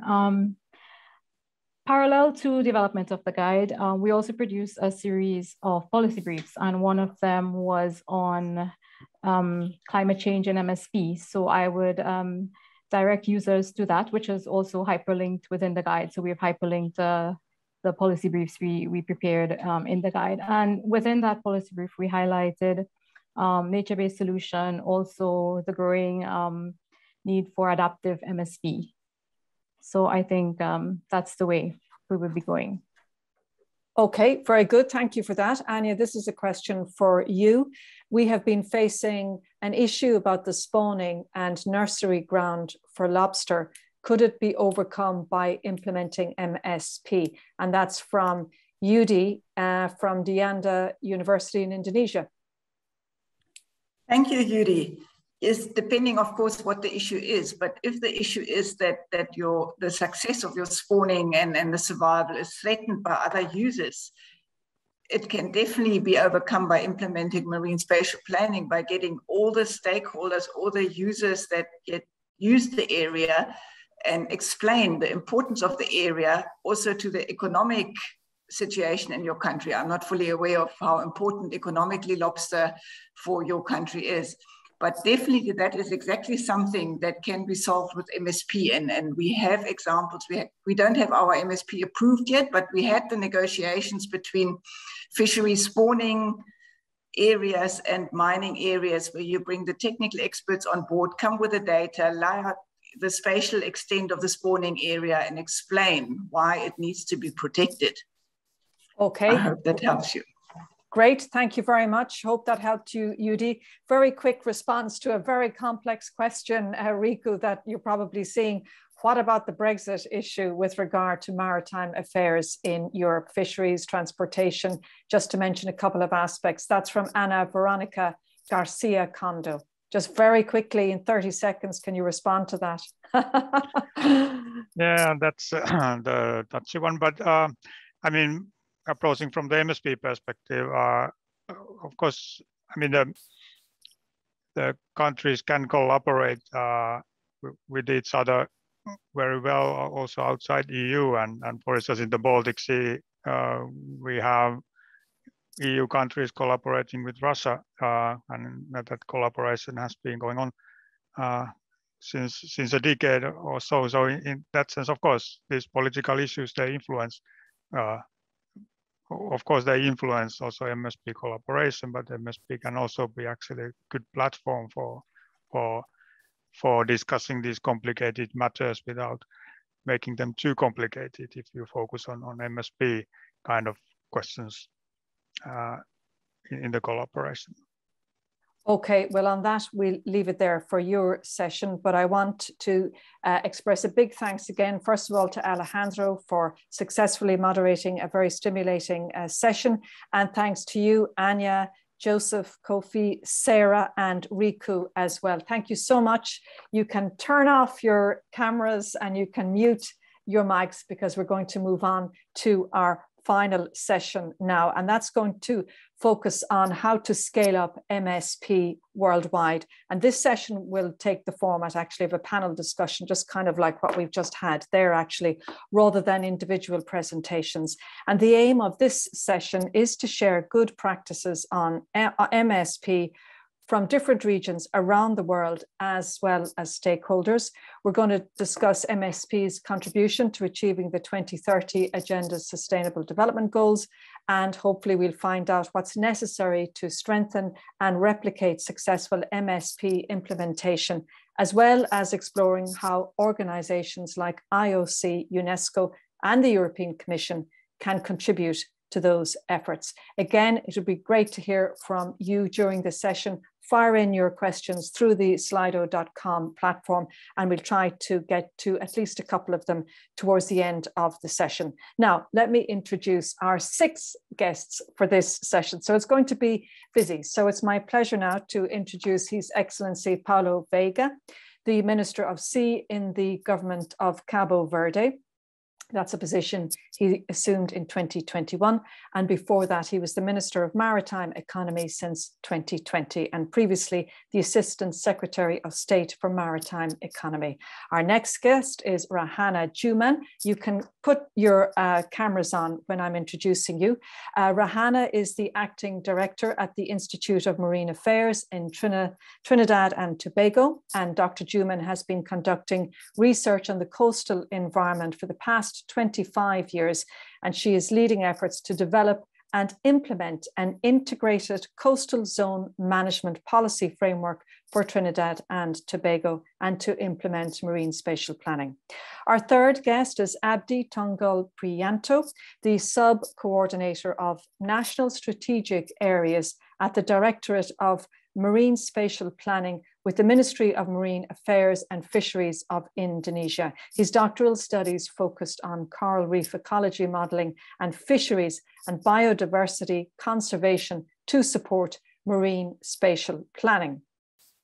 Our next guest is Natalia Zayans. I hope I pronounced that correctly, Natalia. Natalia is head of Unit of Maritime Spatial Planning and Property Management in the Ministry of Infrastructure in Poland. She's also the chair of the Baltic Sea Region MSP Data Expert Subgroup and a lawyer as well. Our second last guest is Mauro Randoni, the Acting Director of the Mediterranean Marine Initiative of WWF and a core member of WWF's Global Sustainable Blue Economy Initiative. He specializes in integrated ocean planning and management and the blue economy. He's also the lead author of the WWF BCG report, Reviving the Economy of the Mediterranean Sea, Actions for a Sustainable Future. And finally, our last guest for this session is Clément Lavigne, the head of environmental and social performance for Total Energies Renewables business. He has worked with the UN Global Compact Action Platform for Sustainable Ocean Business since 2018. And in recent months, Clément has focused more specifically on the questions of marine spatial planning and offshore renewable energies. You're all very welcome. And if I can ask all of you now to put on all of your video cameras and your mics. I hope I can see you all. Are we missing one person? I think, now let me call out, have we got Paulo Veiga on with us? So Paulo, if you can hear us, can you turn on your camera, please? And do we have Rahana Juman? So again, have we got, sorry, okay. I'm able to turn on my camera. The host has to allow me to. Oh, I see. Okay. So that's okay, Rahana. We can live without your camera as long as you can hear us. So can you hear me okay now? Yes, I can. brilliant, excellent. The joys of technology, online conferencing. And what about Paulo Viega? Can you hear me, Paulo Viega? Okay, we may have a problem with Mr. Viega's microphone and camera, but anyway, we'll start and hopefully he will be able to join us. And really what we want is just, you know, a nice dynamic conversation between you all for the next 30 minutes or so. I might ask, there's some noisy microphones in the background. So Rahana, I might ask you to mute your microphone until I call out to you, please, so we can eliminate some of the background noise. Okay, so I want to maybe pose one question to a couple of you, and then we'll move on to other questions. We sort of focus on current status at the moment. So my opening question to you, actually, it is to you, Rahana Juman. So if you can put on your microphone for me, please. And my question to you is, what is your country doing to effectively connect MSP to the sustainable blue economy? Okay, thank you very much for the question. So Trinidad and Tobago, it's a SID in the Caribbean, the Southern Caribbean, and unlike the rest of the Caribbean nations that depend mainly on tourism and fisheries, we have depended on oil and gas exploration for more than 50 years. But with dwindling reserves and changes in the strategic direction of many of the multilateral energy companies to become carbon neutral, and with our commitment under the Paris Agreement, we are forced to diversify our economy, especially with regards to the post-COVID economic recovery. So much emphasis now is being placed on the blue economy, since the country, of course, has 15 times more ocean space than land space, and mainly on the maritime sector, activities such as bunkering, marine transport and transshipment, port operation and development, and so on, in addition to existing industries such as fisheries and tourism, and emerging industries such as the maricultural sector. Now, to avoid the conflicts and to promote environmental conservation, especially within our sheltered Gulf of area, where we have multiple uses, marine spatial planning is important. And the government approach is to create the enabling policy environment for MSP. This is an action item or tool that we're using within our draft Integrated Coastal Zone Management Policy Framework, Strategy and Action Plan, which was finalized in 2020 and awaiting government's approval. Now, the policy goal is to facilitate an integrated approach to coastal zone management aimed at maintaining and, where necessary, enhancing the functional integrity of our coastal resource system, while enabling sustainable economic development, of course, through rational, inclusive decision-making and planning. So developing an MSP is a tool and a strategy that we're using under the ICCM policy. And the ICCM policy itself was developed in a very participatory way with multiple stakeholders, where we had pre-policy and post-policy consultation.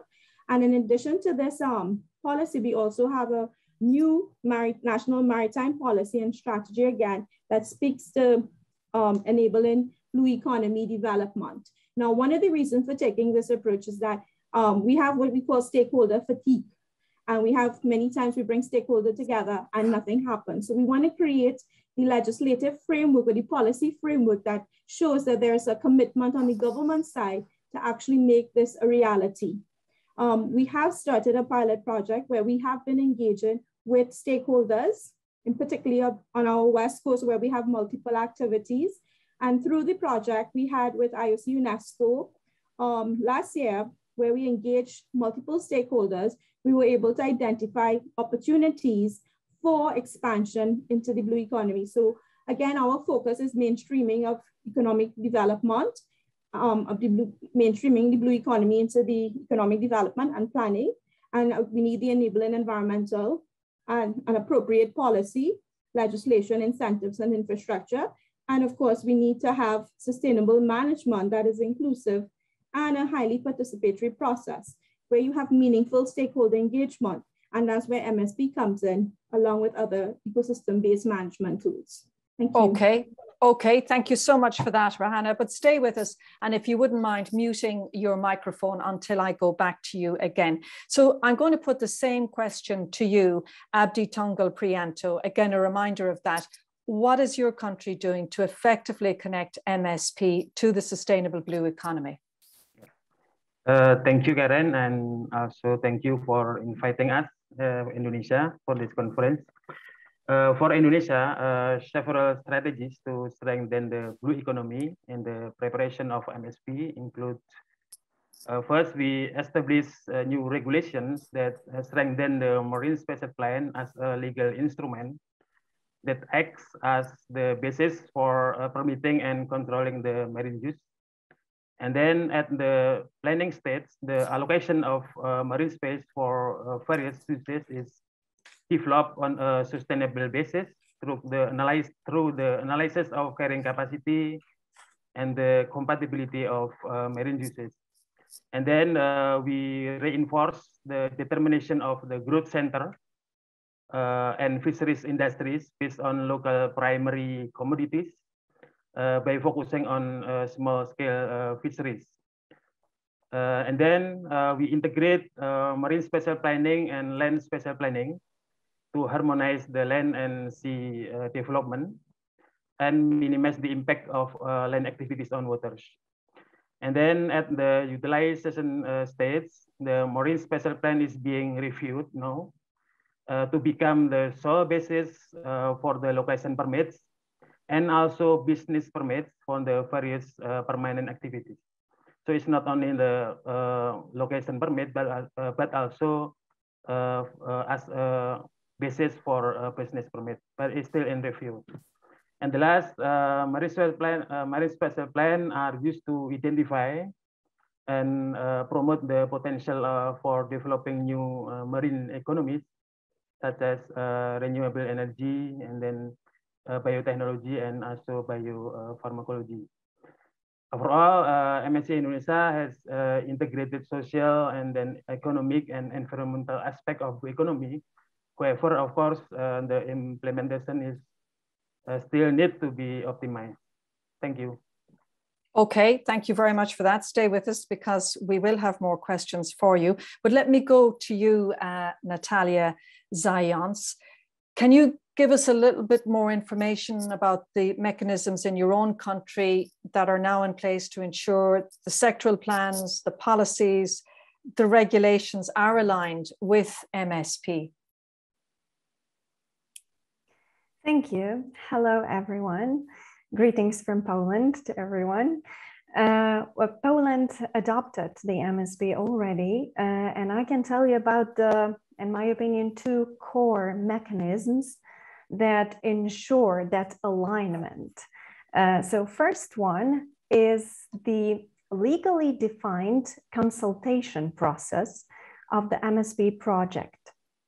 So we need to gather opinions from many institutions, and from the institutions that are responsible for the most relevant strategies and policies from the MSP point of view, we need to gather consent for the specific provisions in the project. So this is the first mechanism. And the second one is actually the nature of the plan itself, because the MSP is legally binding in Poland. So the MSP is the part of a country's legal system, and it's generally applicable. So these two core mechanisms ensure that alignment with the policies, strategies, and also other regulations. Thank you. Okay, thank you very much for that, Natalia, and we will be going back to you again. But let's move on to Mauro and Clément. Same question for both of you about, how your organizations are involved in MSP processes and discussions. Mauro, you are the acting director of the Mediterranean Marine Initiative of WWF. So maybe you could answer that question from WWF's perspective. Yeah, thank you so much, and thanks for inviting us, and congratulations to the IOC-UNESCO team for the major achievements of MSP Global. So WWF is involved at different levels in MSP processes and discussions, In some countries, we are promoters of MSP. In some, we have more of a stakeholder role. So we also, for example, develop guidance. For instance, we recently developed a toolkit to assess MSPs in Europe. In many countries, we also support natural capital accounting processes, sustainable blue economy, and marine protected areas planning. And we explore ways in which those two can also work together. And finally, we provide data that can contribute to the development of MSPs. The main focus of WWF is obviously on conservation and protection of marine ecosystems and biodiversity, but also on ensuring engagement and participation of coastal communities, which we think is the real added value that we can bring to these processes. Just to give you an idea, we are involved in coastal communities projects in around 38 countries around the world, which is one of the biggest sort of reaches for NGOs.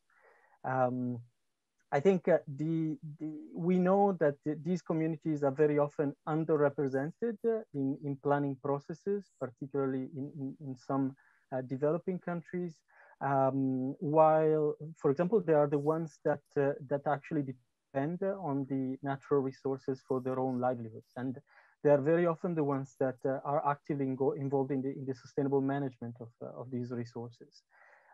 So we believe that we have a critical role in ensuring that they're represented in MSP, and we kind of act as facilitators to get them on board. Thank you. Okay, thank you very much for that, Mauro. And maybe same question to you, Clément Levine, also from your organization. How is it getting involved in MSC processes? Sure, thank you very much. Just one word about Total Energies is an energy company involved in oil and gas, but also increasingly in wind and other renewables.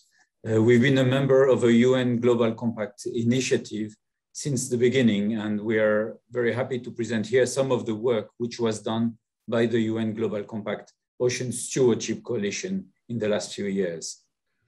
Just a few words about the UN Global Compact. It's a UN initiative which was set up to encourage businesses and firms worldwide to adopt sustainable and socially responsible policies.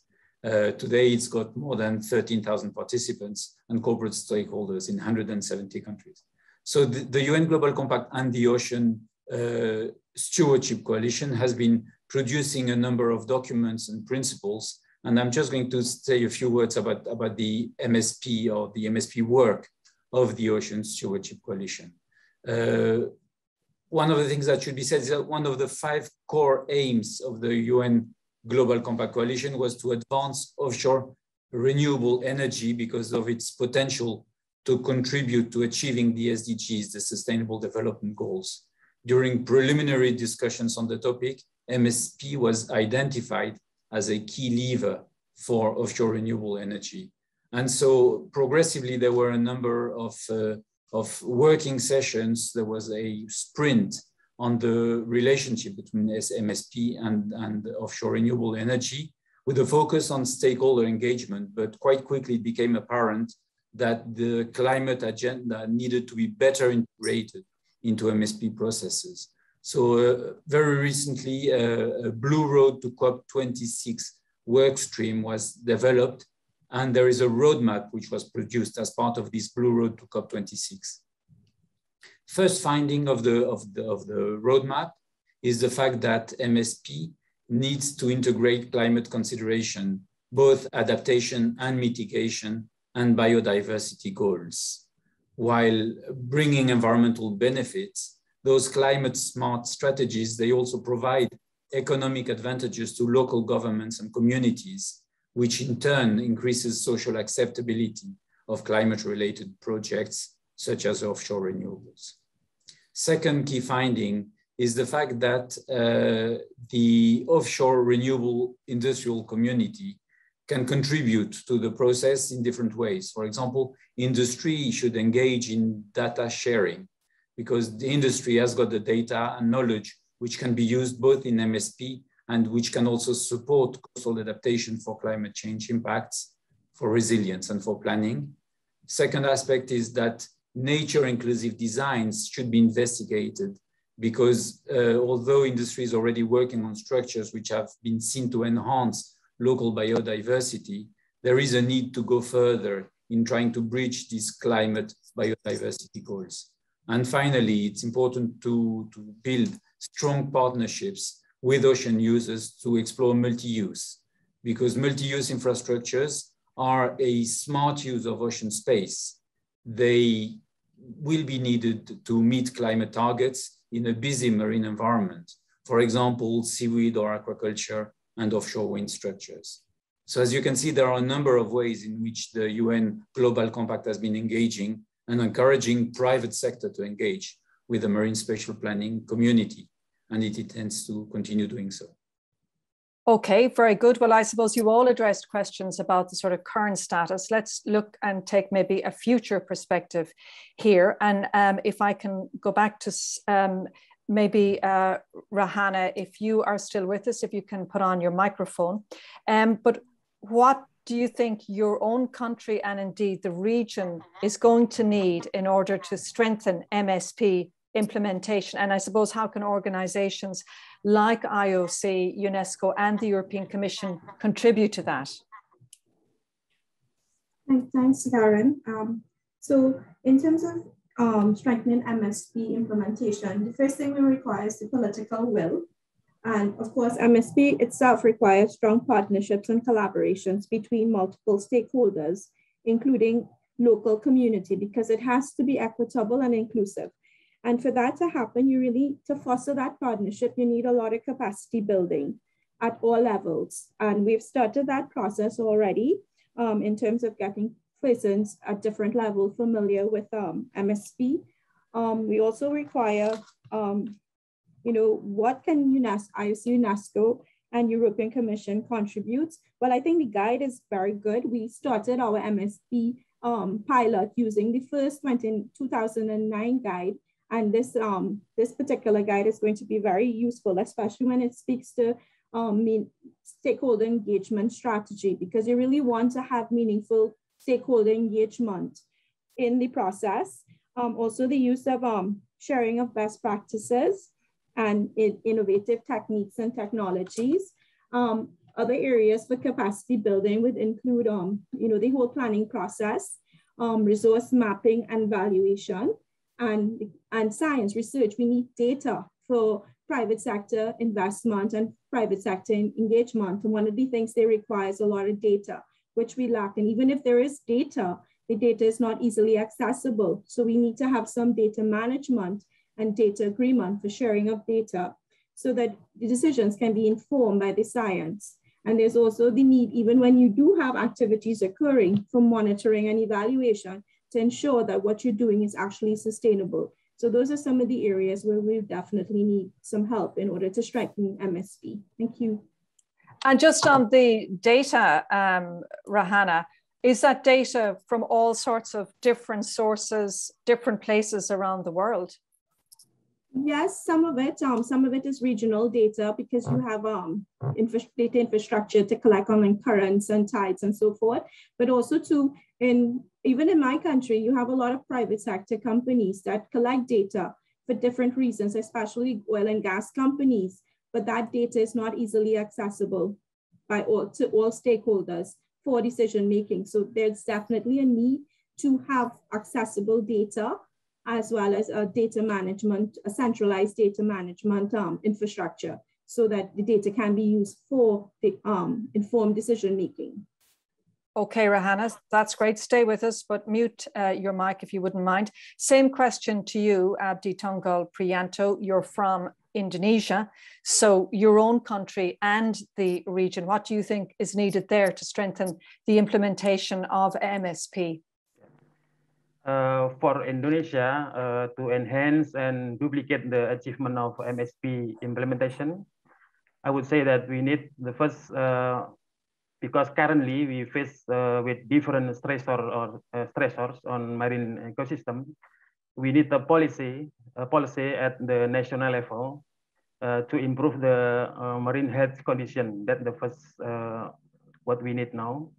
And then we need guidelines for the formulation of MSP that are integrated with land spatial planning, including the provision of supporting infrastructure. This is important for Indonesia because, as we know, that the activities in the land has a huge impact to the waters in Indonesia. For example, in the Jakarta Bay, in the capital of Indonesia. In the case of archipelagic countries such as Indonesia, MSP should be able to strengthen the planning to support the small-scale fisheries. Such as as I mentioned before, the establishment of interrelated growth centers based on the local resources. That's important for typical islands countries such as Indonesia. And then the next, we need tools such as scorecards that can be used to evaluate the effectiveness of MSP, because we have a different level of marine spatial planning from the national and then the provincial, and then for the national strategic area and so on. We need tools to evaluate that, how effective the MSP from the preparation until the implementation. And then for IOC-UNESCO, may support the development of system for the provision of high resolution spatial data, for example, to improve the process of planning, and then also support the system for controlling the use of marine space, because we still lack of technology to control or monitor the use of marine space utilization. And then IOC-UNESCO is expected to support the cross-country capacity building. I think this is also important because we have central government marine spatial planning and also provincial marine spatial planning. And then joint activities in the planning processes is very much needed to strengthen the implementation of the economy, the blue economy in the MSP. So maybe have activities that can be done together for the planning processes in the MSP. That's Karen, thank you. Okay, very good. Quite a lot to be done and to be developed there. Thank you very much. Let's go to you, Natalia, from a Polish perspective, and I suppose in your region, Eastern Europe, and then more broadly, of course, on the continent of Europe. The same question to you. Thank you. I think that we live in a world where we have to analyze lots of information. And the same thing with the MSP. I'm sure that anyone involved at any stage in the MSP process felt at least once overwhelmed with the amount of information and data that had to be analyzed, also from different angles, different points of views. So, and at the same time, we have to ensure that this process is inclusive so that we can invite people to participate in that process. So international organizations can gather the most relevant information and data and prioritize the goals and serve it to the public in a simple and understandable way so that people, anyone who's interested, can understand what we actually do and what is our goal. And also that information should be easy to find. Anyone who's interested should be able to get the information, to find the information. It should be available and accessible also. And I think, in my opinion, IOC-UNESCO and the European Commission did a great job in that matter, actually. Thank you. Okay, Thank you very much, Natalia. And then really just turning that question slightly, but to you, Mauro, first. How can organizations like IOC, UNESCO, and the European Commission then contribute to strengthening the engagement of civil society organizations like your own or the private sector? Yeah, thank you, Karen. So, well, perhaps first of all, through the development of capacity building programs tailored to the civil society's needs. In many countries, civil society organizations really do not have the capacity to engage in MSP. Very often they don't see the importance of such engagement until it's too late. Or for instance, in many countries, indigenous communities are not successfully engaged in planning processes. So, you know, it becomes an issue of inclusion and blue justice, as some people mentioned in previous interventions. So we really believe that civil society can really help to bridge that gap. Also, we proposed exchange programs that can be very useful. Perhaps initiatives like MSPglobal in the future could be or promote opportunities for exchanges among civil society representatives from different parts of the world. I think the message, so passing the message to governments on the importance of ensuring civil society participation is also extremely important. Not as a simple box ticking exercise, but with a systematic approach. I think even in Europe, many MSP pilot projects do not involve NGOs, and we see that as a missed opportunity to bring the dialogue to a different level, really. And yeah, I think MSPglobal has a key role in this, in making engagement with civil society central in the whole MSP process. Yeah, as an example of a potential initiative that we're currently developing is basically a training program for our global WWF teams and partner civil society organizations and community-based organizations. And we really already engaged with IOC-UNESCO to collaborate on this training, for instance. So this is just an example that we are already moving in that direction. And yeah, so targeted training and better engagement. Okay, very good. Targeted training and better engagement. And finally, to you, Clément, for your views on the same question. Yes, sure. Thank you very much. So I think we all recognize that important and valuable work has been done, and the provision of the guideline on MSP gives clarity on expected processes, can help accelerate the energy transition. And so this is useful for all, including the private sector. I think dissemination of best practices and case examples is a sure way of promoting MSP around the world. And the recently published compendium on the development of transboundary MSP is also a good example of tools that can help accelerate these processes. In our view, the integration of the wider climate context in MSP processes should also be a key step for future MSP work. And this could be an action promoted also by IOC-UNESCO, building on various documents, including the soon-to-be released roadmap prepared by the UNGC and the Ocean Stewardship Coalition. And finally, the IOC, UNESCO, and the EU should continue to set up innovative stakeholder engagement fora founded on climate literacy, because this leads to more informed participation on the importance of the ocean and its role in a changing climate.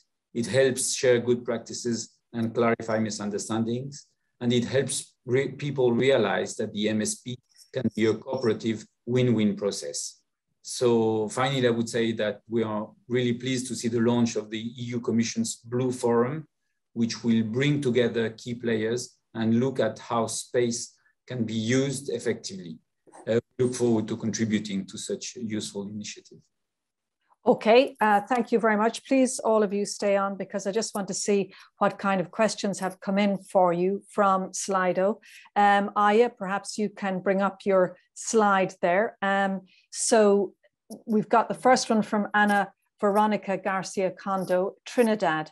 Is environmental modeling a reliable technology tool to predict the outcome in regards to marine exploitation from production extractive activities.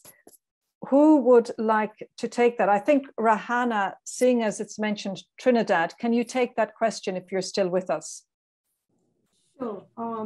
Well, environmental modeling is very, it's a tool that can be used especially with regards to predicting stuff and making estimations. It is a capacity that we still have to build a lot in Trinidad and Tobago. But it is a reliable technology that we understand, and we know that we have to, environmental modeling, so capacity we would have to build. Yeah. Okay, thank you for that. This is a question for you, Mauro. If the blue economy is being considered, does MSP take into consideration the ABNJ, where a new treaty is forthcoming after the final ABNJ meeting this year? And perhaps you can explain more about the ABNJ for people who may not be aware of it. Yes, we're talking about areas beyond national jurisdiction. I think it's a very good question. I mean, obviously, very often when we talk about MSP, we talk about national territorial waters and therefore, or EEZ, exclusive economic zones. While there is a major issue of lack of MSP and in areas beyond national jurisdiction, and there is a treaty being currently discussed globally to address exactly this issue, and WWF is a part of that.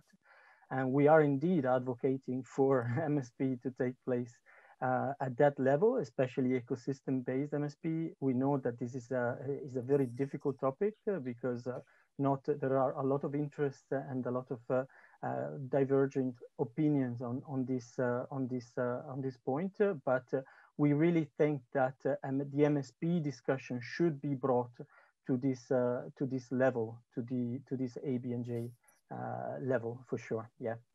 Okay, Mauro, thank you for that. Natalia, a question for you. How has Poland connected MSP with existing land terrestrial spatial planning? That comes from Mera Rampa-Vila. Thank you for your question, Mera. Natalia. Yes, thank you for your question. First of all, the consultation process is the key because in Poland, land spatial plans and maritime spatial plan are different documents. They are not connected legally in a way that they are processed together. So in consultation process, the MSP consultation process, we gathered opinions, also consents from municipalities responsible for land spatial planning.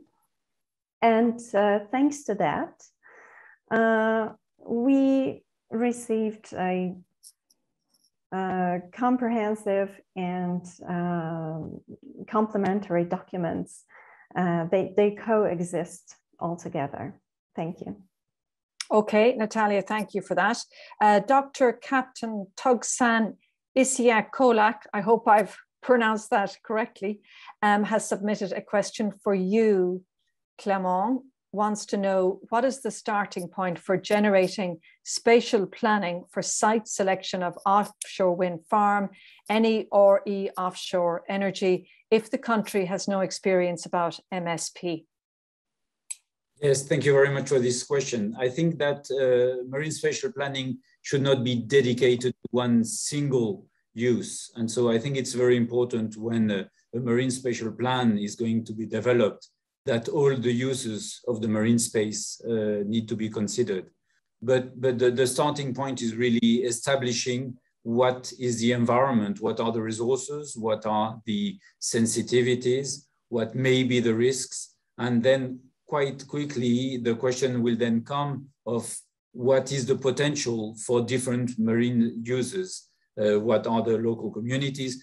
Initially, it's really a consultation, establishing what the situation is. And so I would say that it's not really different from any other marine spatial planning process. It's just a question of integrating the renewable wind use as part of the potential uses in the area. Okay, very good.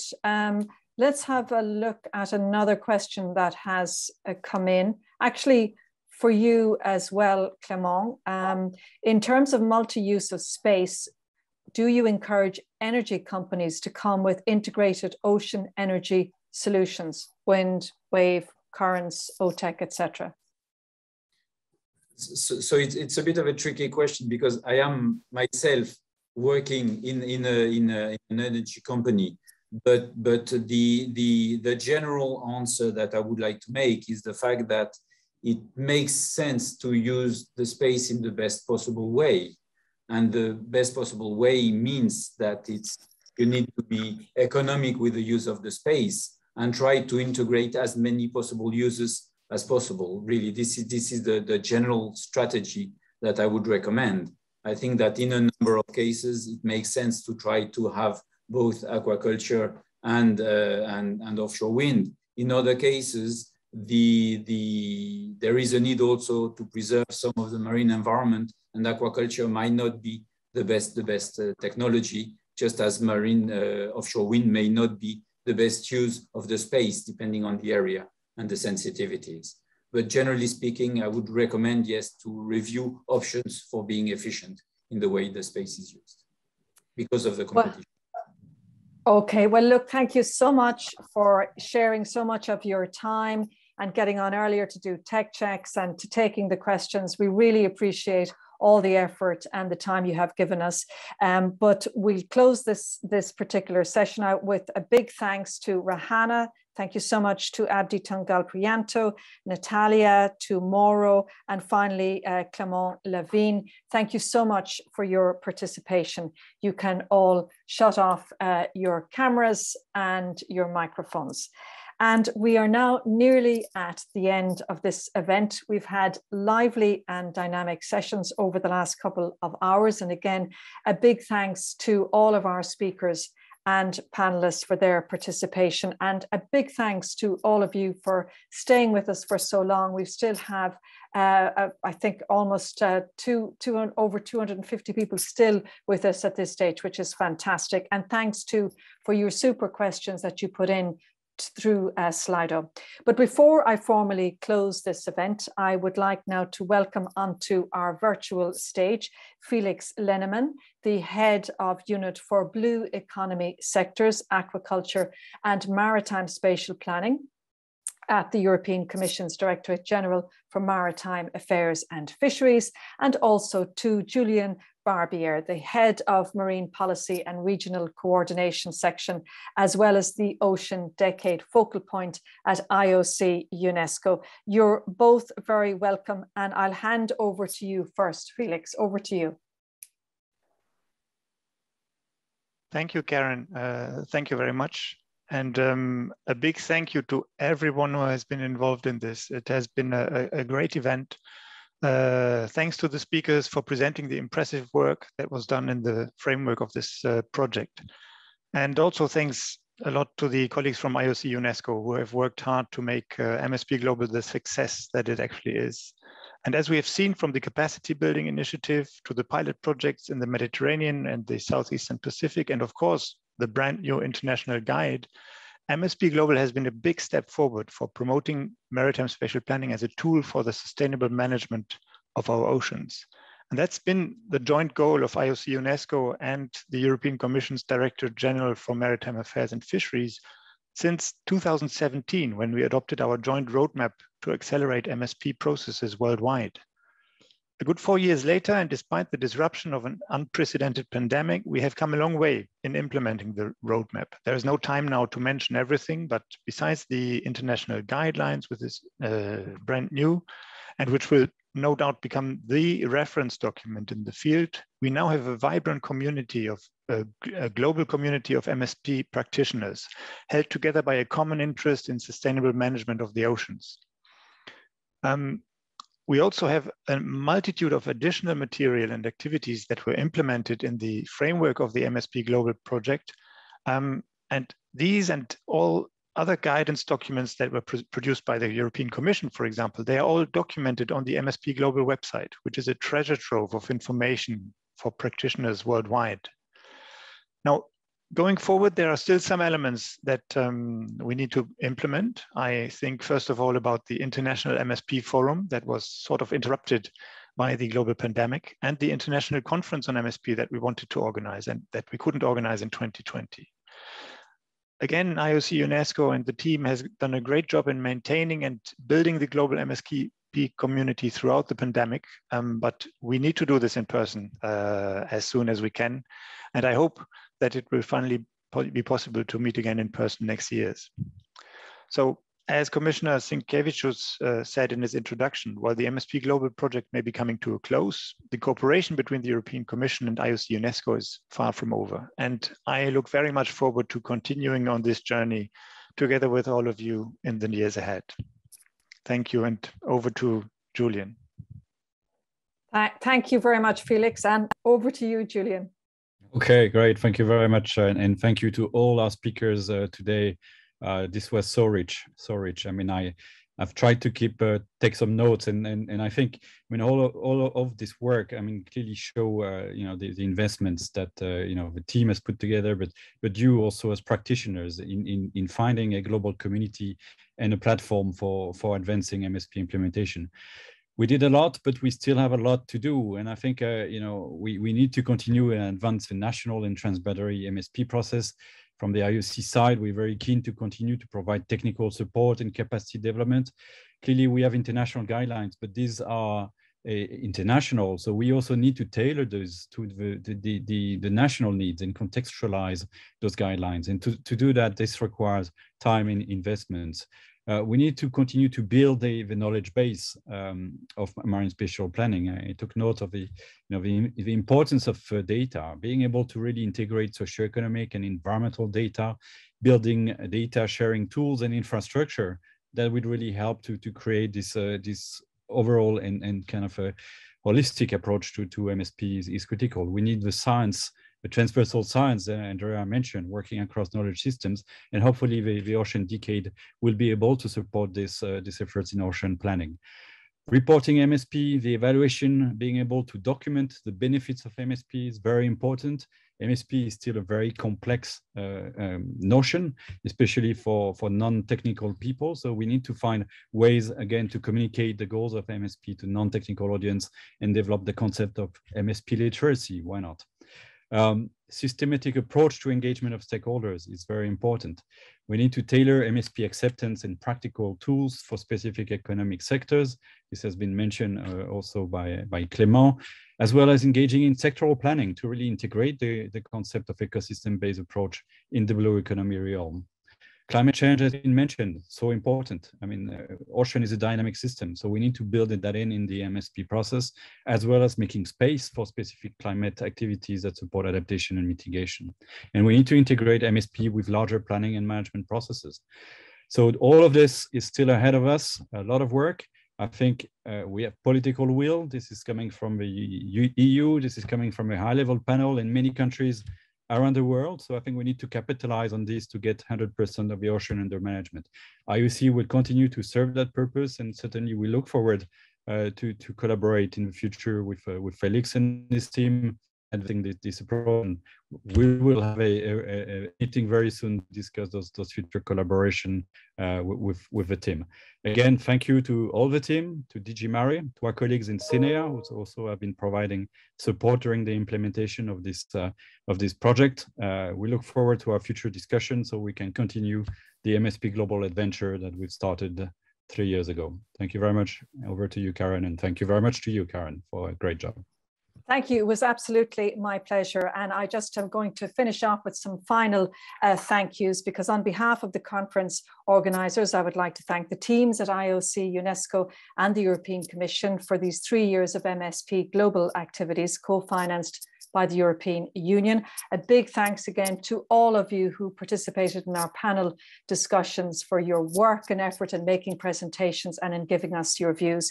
And of course, a big thanks to those of you who joined us online. It was fabulous to have you with us.